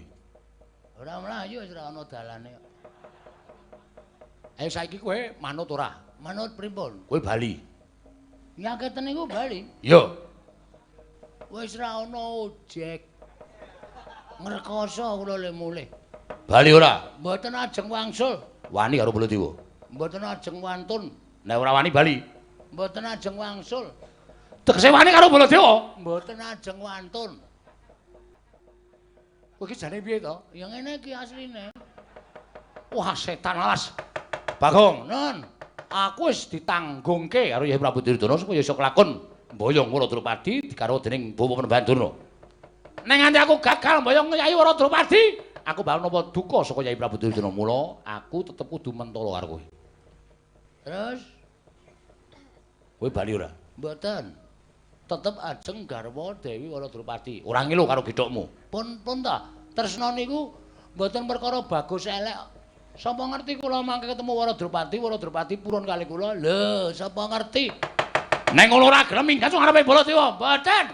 Glandang nenggala mbuh dadimu kowe ponakan Bagong.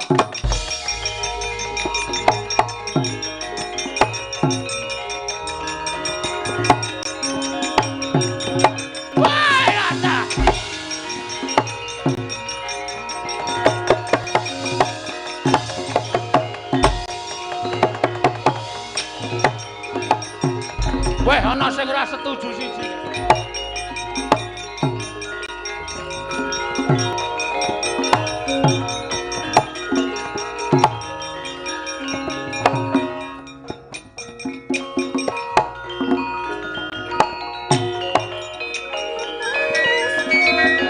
Nalin grembek marwa sing sang Katriga mulung. Katriga mulung mangrempak ing wadya Kurdakura rera nanggana magawe gelar. Oh. Bagong, wonten dawuh, aku ngaturke panuwun. Dina sira wis gawe srana munduring para Sata Kurawa. Begawan Durna medene anak Prabu Mandura. Nggih, nggih. Sak kamat-kamat sinuwun. Gandeng sayembara ingkang sekawit nalindring Pancala melu mirengake marang upataning Begawan Durna. Nyatane sira Bagong ingkang bisa ngundurake Kurawa lan iso menang lawan Begawan Durna. Nggih. Mula netepi marang sumpah ingkang wis aku nalika semana melu mirengake atmajaku bakal tak paringake kowe. Serius. Iya tenan.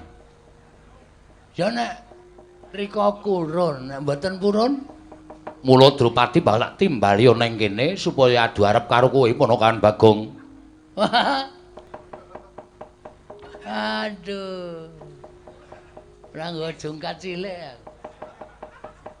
Arep jungkatan sik. Wis ora sandadak kowe macak anane kaya ngono yen Drupadi nampa ya ben ditampa, yen ora kowe aja gelo. Nune nggih ngestakaken dawuh.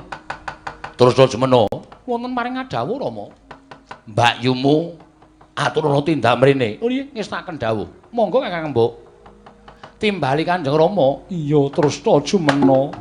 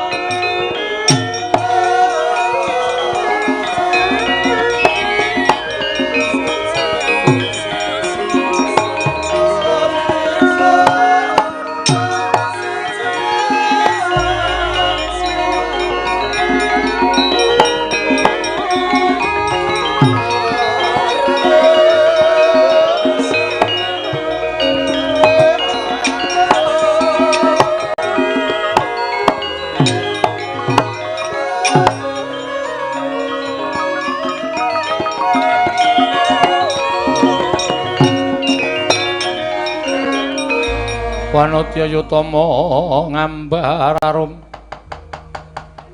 arum sang kusuma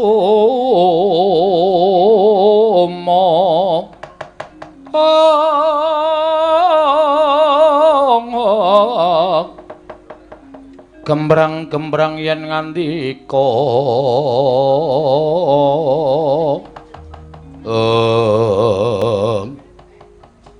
Drupadi wonten paring dawuh Kanjeng Rama. Ning ngarepamu kuwi sapa? Menika Panakawan Bagong ingkang wis bisa gawe tentrem negara ing Pancala. Merga saka pamuthahe Begawan Durna, mesti wae yen kowe tak tanting supaya tak rabai karo Durna mesti ora gelem. Trimah pejah. Mula gandeng kowe ora gelem tak rabai karo Begawan Durna, mongko ingkang bisa ngundurake Begawan Durna mau Bagong. Mongko Bagong duwe niat ngayomi marang kowe sak jroning kowe ditinggal karo bojomu ya kuwi anak Prabu Ngamarta. Mekaten Kanjeng Rama. Iya. Menapa dipun keparengaken kula sak rembag rumiyin kaliyan Bagong? Ya sakarepmu kono. Aku tak nglungani papan kene rembugen sing kanthi apik-apik. Nggih ngestaken dawuh. Wis kono. Bagong. Nun. Penake. Durung apa-apa e. Wis kon menake. Panakawan Bagong. Wonten dawuh. Moro saiki tak takoni niatmu apa nggone bakal kepengin ngayomi kelawan aku. Satampang karamasane. Angel tenan nek ngomong nek karo wong wedok iki nek lagi pertama kaya ilate iki kaku. Sak pengkeripun sinuwun Prabu Puntadewa. Kula nika namung badhe ngreksa asma panjenengan. Tegese Ampun ngantos disenggol dening priya sanes, ampun ngantos dipun kajengaken dening priya sanes. Mila niki sisteme kawin kontrak. Tegese piye? Kula dados garwa panjenengan ning mengke nek sinuwun Puntadewa menika sampun rawuh. Kula kedah ngawon panjenengan kula aturaken sinuwun Prabu Darma Kusuma. Lah upama nggone tindak kuwi setahun, Panjenengan dadi bojo kula setahun. yen lil tindak 2 taun, Dadi bojo kula 2 taun. yen nganti ana apa-apa upamane sing jeneng tresna kuwi jaran saka kulina, aku campur karo kowe saking kulinane terus aku ya ketukuran rasa tresna sing gedhe. Nek upama aku terus iki mung upama lho, aku duwe anak karo kowe piye? Sesuk nek Sinuwun Puntadewa rawuh, anake dipacul ndase. Kuwi jenenge ora duwe rasa kamanungsan. Nek upama Sinuwun Puntadewa gelem nampa ya wis ra apa-apa anakmu tak monge. Monggo, monggo daripada kula omong dadi kere. Wong sampeyan sing momong. Iya, Berarti ya wis mbangane aku dipek ratu kono-kono. Akeh sing padha ngayunake kelawan aku. Kowe becik nek aku urip karo kowe, Bagong.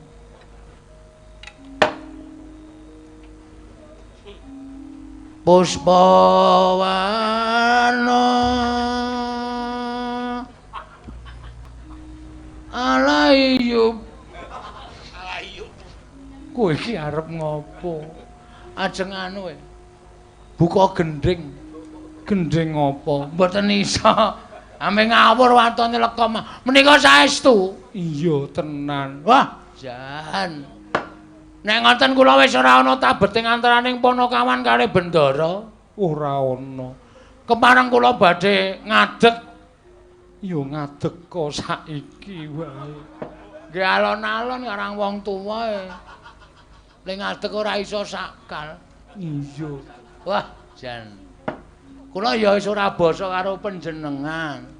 Wis ora sah basa ora apa-apa.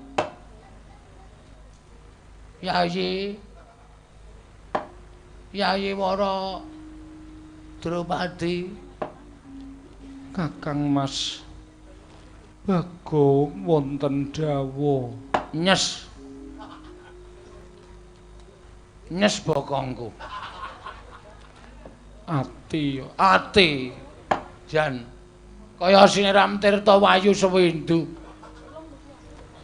Inggih.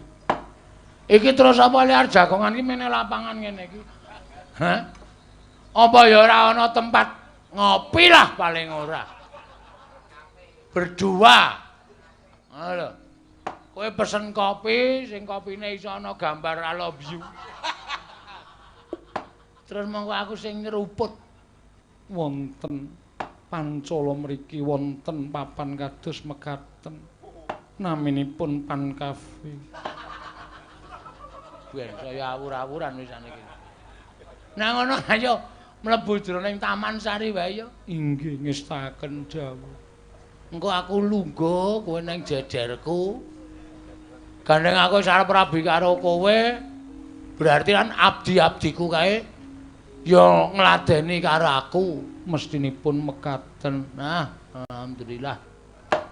Iso apa-apa iki. Biasane ning omah mung dikongkon bojoku. Bojoku saploke ra iso mlaku kae. Nek akon sak penake dhewe mung nutuki cangkir tek. Minta minum. Teng, minta makan. Aku padake baby panggang. Baby sister. Inggih monggo rat anu Kamas. Aja Raden. Kamas wae. Inggih kula dherekaken manjing wonten ing Taman Sari. Yo. Mangkat yo. Inggih monggo kula dherekaken. Yo ayo yoan. Inggih. Monggo Mlaku bareng ya. inggih. Aku gandeng. Gandeng yo kena, ngrangkul yo kena. Ayo ora. Aku mau nek ngrangkul. Aku nek ngrangkul kene iki tanganku turah. Nritik terusan. Nyok ngeceki apa-apa. Nggih. Ya mlaku bareng wae yo. Monggo kula dherekaken Raden. Raden meneh.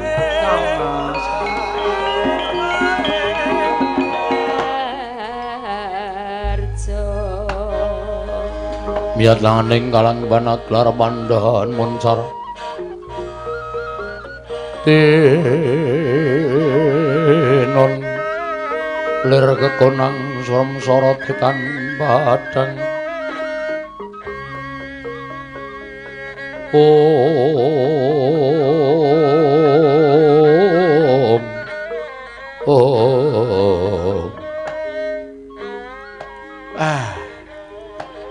Kula piyambak nggih melu prihatin. Negari Ngamarta pun dangu komplang Kakang Semar. Nganti bingung penggalihku nalika aku kudu ngupaya menyang dilenggahi Nyai Prabu Darmaji. Monggo wis ora kurang-kurang nggone kelawan kadangku Yai Werkudara dene Janaka bebasan tepung gelang kekalangan. Ngupaya menyang endi dununge Yai Darmaji marandene ora entuk tandha-tandha menyang endi lenggahi Nyai Prabu Puntadewa. Depol. Kula Ndara. Mula wektu dina iki Werkudara, Janaka lan Kresna kakangku rawuh ana ing Karang Kadempel ingkang wigati nyuwun pepadhang kelawan Kakang Semar.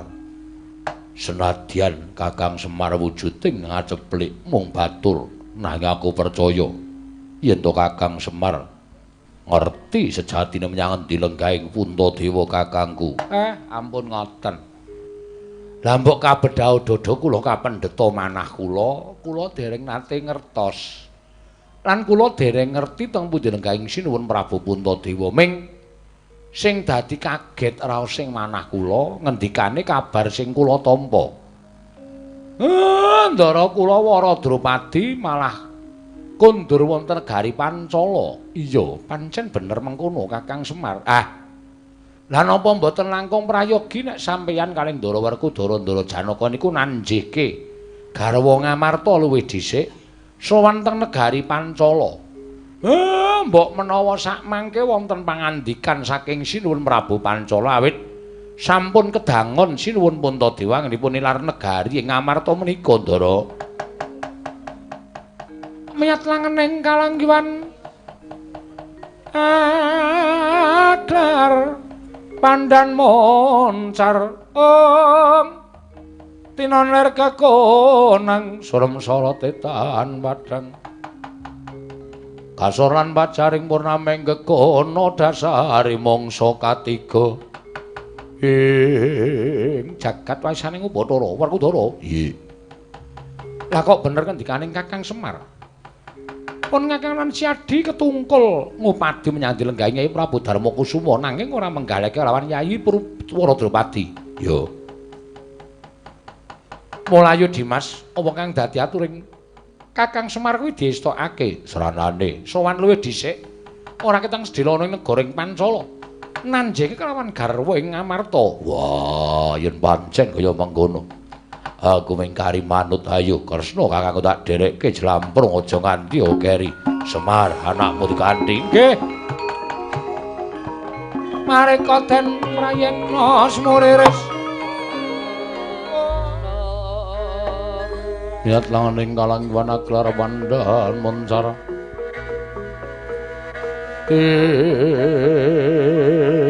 Non lir kekonang surem sorot etan padang. Om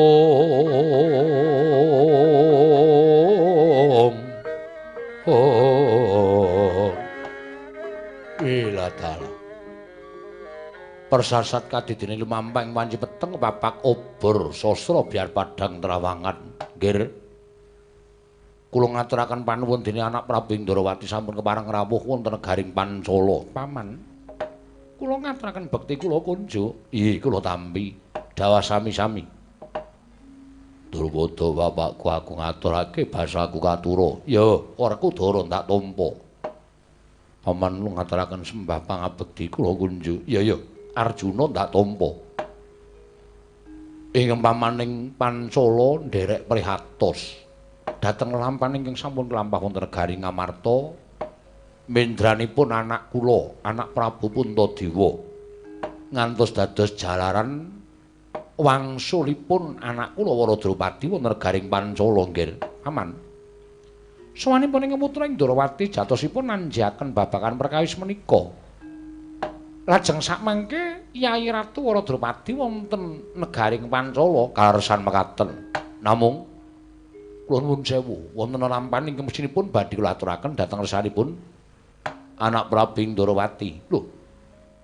Lampahan menapa? Ing wonten gandeng cenengipun kaliyan pun anak kula Waradrupadi. Bab ingkang pundi paman? Nggih. Sakwangsulipun anak kula Waradrupadi negari Pancala menika paribasanipun banjir mangsi udanawala. Karah para nalindra para brahmana satri ing sami ngayunaken dhateng anak kula sami ngraita lamun nalindra ing Ngamarta sampun boten badhe kundur malih wonten negari Ngamarta. Manah kula menika bingung. Pundi kedah kula lampahi ngantos Begawan Durna kemawon sowan wonten negaring Pancala badhe nglamar anak kula pun Waradrupadi bejanipun wonten sowanipun Panakawan Bagong. Ing nalika semono paring dawuh utawi munjuk atur dhateng kula piyambakipun nampi sasmitaning dewa kedah saged ngayomi dhateng bendaranipun inggih menika pun anak kula Waradrupadi satemah dados pancaka rageng kaliyan para Sata Kurawa nanging elokipun lah kok Bagong saged ngunduraken sangga para Sata Kurawa mboten nemungaken menika. Kalebet Begawan Durna lan Nalindring Mandura ing ngraka Tiyang Agung Baladewa kapracundhang mengsah Bagong. Tumuli kula menika nggumun. Bagong kok gadhahi kekiyatan ing kados mekaten menika. Lajeng nalar kuna tumunten kula menika metang menawi Bagong nggadhahi kekiyatan kados mekaten menika ngayomi dhateng ingkang bendara inggih menika pun anak kula Waradrupadi tartemtu boten badhe wonten tiyang ingkang wantun ngirigoda dhateng atmaja kula pun Waradrupadi. Lajeng sakmangke Bagong wonten pundi?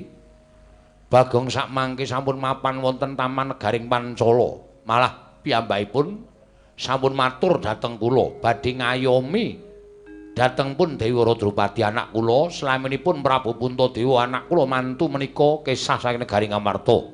Lan Bagong sampun matur menawi mangke anak Prabu Puntadewa sampun timbul piyambakipun badhe nilar negaring Pancala. Nanging pakartinipun Bagong kados mekaten menika mboten sae kedadosanipun jer Bagong menika namung derajatipun Panakawan paman. Lah nyatanipun kula sampun kebacut maringi palilah dhateng pun Panakawan Bagong lajeng menika mangke kados pundi nggih? Gonjang ganjing langit kelap-lapaton lir kincanging risang mawe gandrung dara. Nggih. Arjuna kula wonten paring adhawuh. Mula sawanipun sawani anake Semar iki mau kok ora katon Bagong. Lah kok jebul Bagong mulang sarak dheweke ninggal malah ngunggah-ungguh lan tata krama mapan ana negara Pancala kanthi pawadan ngayomi marang Mbak Yumu Waradrupadi nek nganti Bagong kurang ajar kepiye Janaka? Koko Prabu Latilenggah ing prayogi.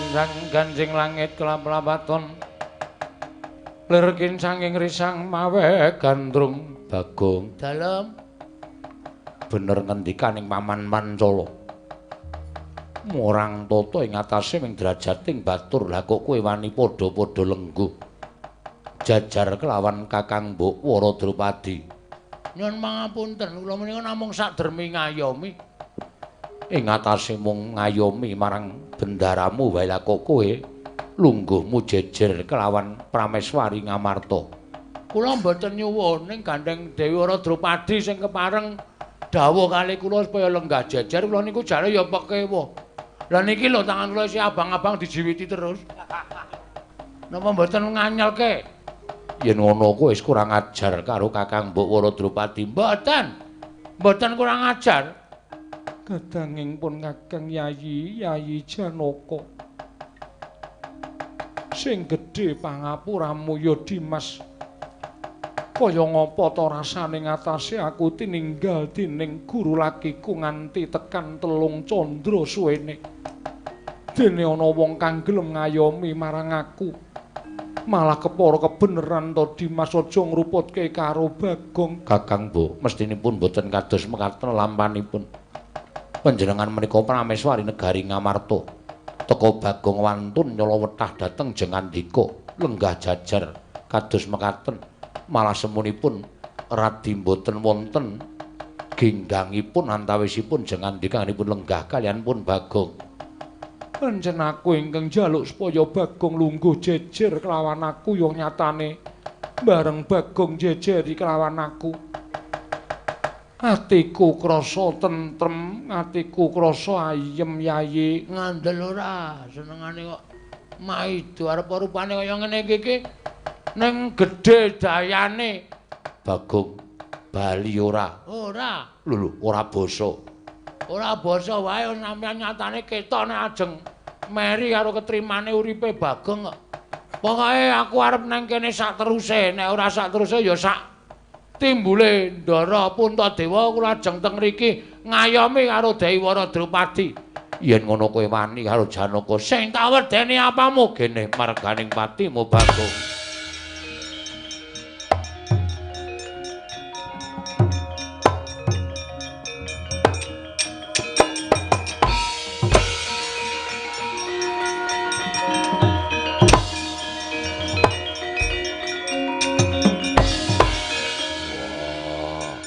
Aku wis ngerti rembugane Janaka karo Bagong. Kowe pancen batur sing ora ngerti karo derajatmu. Ora gelem medhun kowe jejer karo Wara Drupadi Mbayu laidak modar kowe. Idan laidak genti kowe karo modar.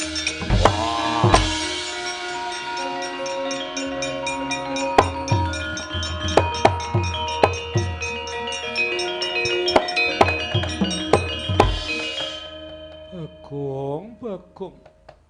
Saya gawe pangeram-eram ing atase satriya-satriya Ngamarta lah kok mbok kalahake. Lenggah sik ya sayang. Iya. Aku nek ora ngladeni wong-wong kae ndak dikira aku wong jireh getih wedi mati. Iya, Bagong.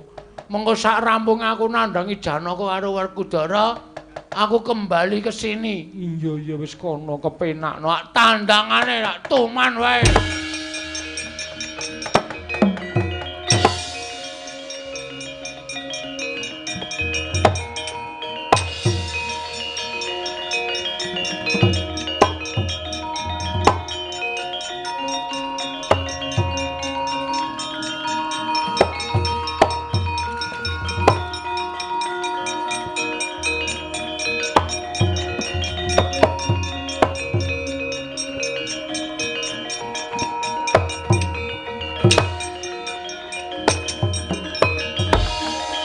Janaka mboten kinten babar pisan.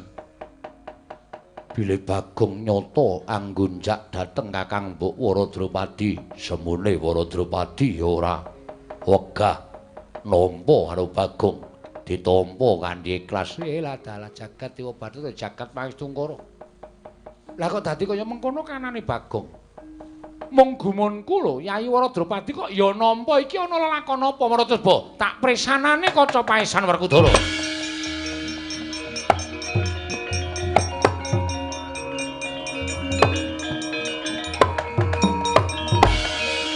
Ya jagat paesane ngubut ora wayah Ndara jagat. Lah kok isa-isane nglakoni. Resna kakangku eneng apa? Sawise mrisani kaca paesan teka mesem. Kaya lega penggalin Kresna kakangku. Janaka wonten paring adhawu Werkudara. Piye? Bagong kaya adhep ana. Ning aja kowe gendak sikor karo Bagong. Parmaduka Kanjeng Koko Prabu Janaka luwe-luwe.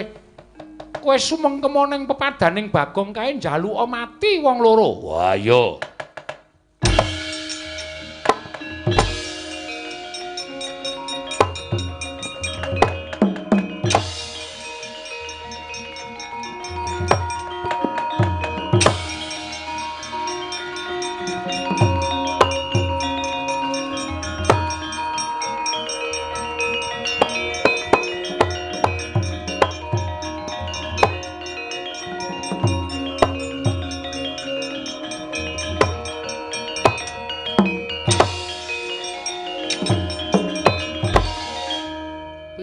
Ada munduk-munduk iki ngapa iki? Bagong. Wiwit dina iki aku njaluk mati. Lho. Ngapa? Saka ngendi doan? Saka pis-pis ya. Bagong. Wah. Aku njaluk mati. Wah, janane ngono kuwi mah. Sone ajak-ajak. Bagong edan ora gagas karo aku. Aku patenono. Bagong aku patenono. Aku trima mati ning ngarepamu Bagong tinimbang aku wirang bebareng. Aku patenono. Apa perlu aku kudu suduk salira ning ngarepe Panakawan Bagong. Aku patenono Panakawan babar sejatining wujud nata ngamarta Prabu Darma Kusuma.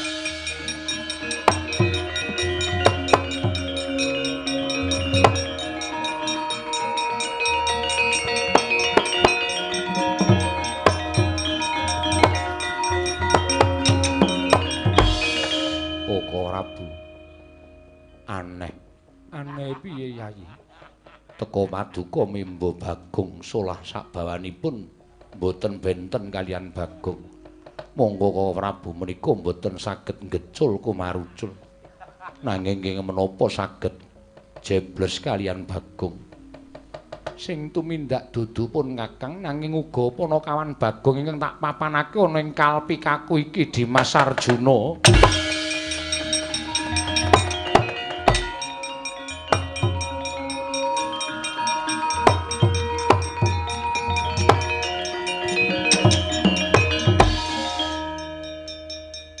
Dados ingkang ngendika sanes panjenengan dudu aku ora iso omong cara Bagong. Aku sing ngomong. Ya. Lajeng ingkang tetembangan jejogetan. Kula kandhane kok ngeyel ora. Wis ngene iki wis apik wis tekan esuk dadak diprotes. Angel lele mikir. Yo Bagong. Dimas pun Kakang sayekti nggone Mendan krana pun Kakang ngupaya wujuding pustaka Jamus Myang Jimat Lima Sada ingkang Mendran saka negara Ngamarta Yayi.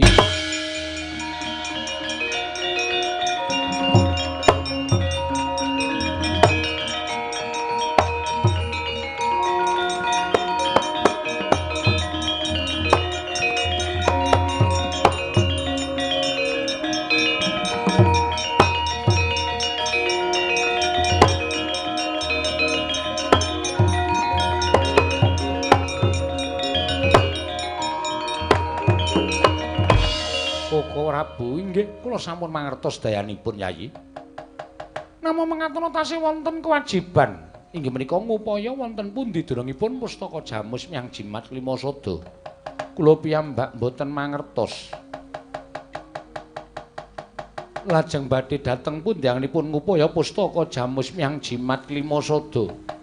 Koko Prabu kula mboten saged munjuk atur dhateng ngersa paduka Kanjeng Koko Prabu anak Prabu Darma Kusuma kula ingkang sowan nggih.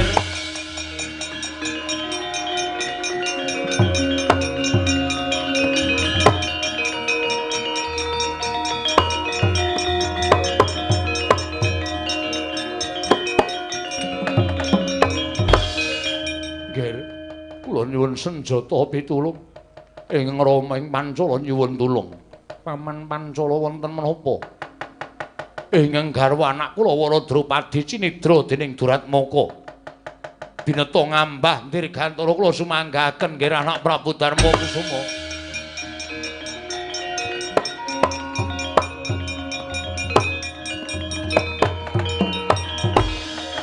Koko Prabu Yai Waradrupadi murca. Ora dalah. Yai Waradrupadi cinidra Duratmaka kasinggihan mekaten Koko Prabu. Lho edan kae arep ngopo kae? Aseme dinggo.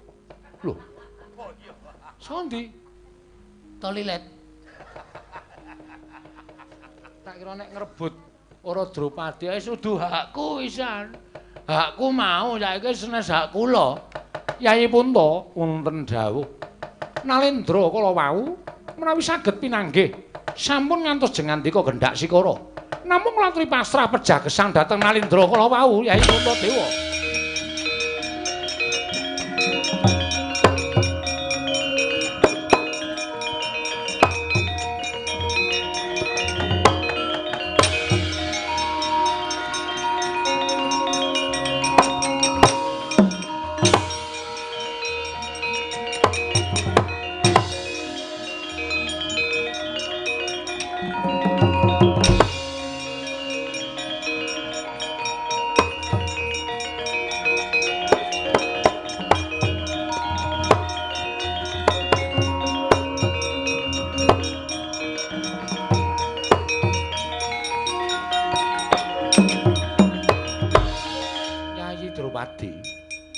Ora usah dadak kowe bingung. Ora usah dadak kowe rumangsa bakal tiba ning Padasuri. Nanging kowe bakal tiba ning kasur babut kowe winengku garwa dening Nalendra ing pusur Bumi Prabu Kalimantara. Aku Nalendra Muda. Kowe njaluk apa wae bakal tak turuti. Waton kowe gelem ngladeni lawan aku nata Kalimantara Waradrupadi.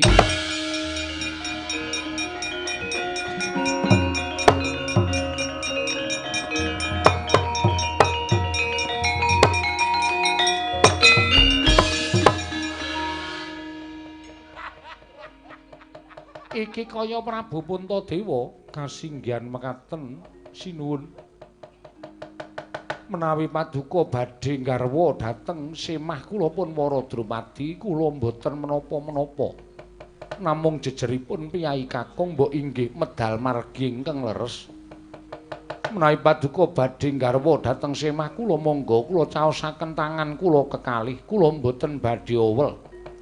Upami nyatanipun Waradrupadi menika nggadahi raos dhateng panjenengan malah sak mangke langkung prayogi kedadosanipun jer kula jejering guru laking mboten saged ngayomi dhateng inggih menika tetimbangan kula pun Waradrupadi kenging menapa kula kisah saking negari Ngamarta tigang candra laminipun sampun satrepipun menawi paduka tresna kaliyan pun Waradrupadi Drupadi tresna kaliyan panjenengan. Namung saderengipun paduka mengku garwa dhateng tetimbangan kula pun Waradrupadi kinarya srana anggen kula ngaturaken dharma bekti kula monggo sinuwun kula aturi nampi dhateng sembah kula babar jatining wujud pustaka jamus jlima klata.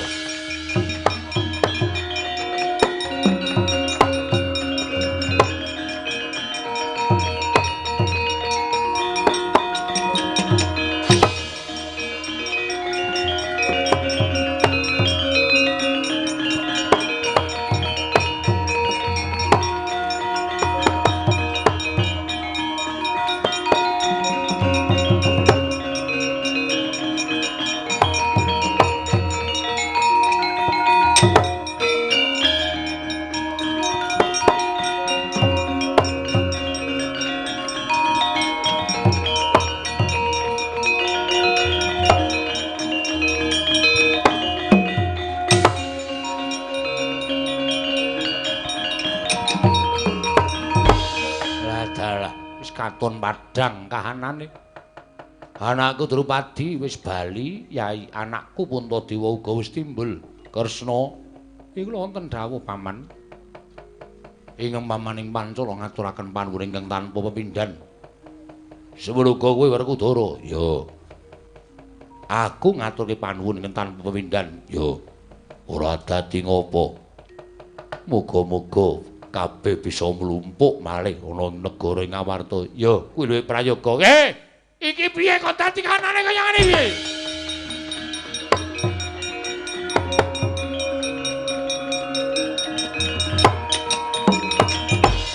Lho. Yai Waradrawadi. Nggih Koko Prabu kasinggihan mekaten. Lho, menika Yai Puntadewa. Nggih. Koko Prabu kasinggihan mekaten. Wonten menapa Koko Prabu dene jeng ngandika Kanjeng Koko Prabu rawuh semunipun nandhang duka. Apa boleh kakangku teka-teka nesu? Nek karepku arep nesu karepku. Nek gandeng kahanane wis kaya ngene iki, aku arep nesu karo sapa? Yen nganti aku njaluk Yai Waradrawadi padha karo aku ngrusak bebrayane Kyai Prabu Darmakusuma. Ora prayoga Werkudara. Weh, mantene ketak kandhanane sik.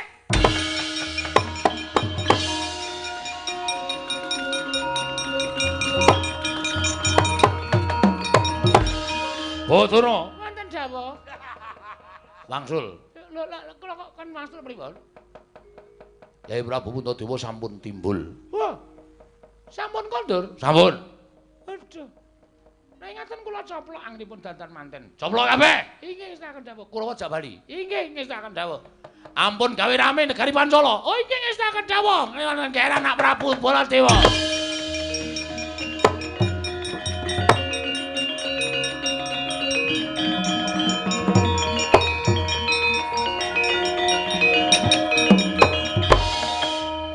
Wis kelakon. Nadyan ora ketang sedhela anakku Waradrawadi diwengku dening Bagong. Kowe diwengku dening Bagong Drupadi. Panjenengan ingkang dados Bagong. Iya. Sami kemawon mboten dados menapa. Sampun Yayi mboten sah sujana. Wong sing dadi Bagong panjenengan kok ya sanes kula nanging Bagong ingkang dados ingkang kula kanthi manjing kalpika. Inggih. Sampun samangke sampun ngantos dipun permasalahaken lagi. Kawontenanipun sampun padhang kados mekaten. Wis ora usah dadak werna-werna.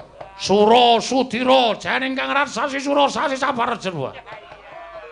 Koko Prabu sampun menawi mboten saged ngendika, mboten sah tumut ngendika. Mugi-mugi sedaya tansah manggi wilujeng niring sambi kala wiwit purwa madiran wusananipun nggih.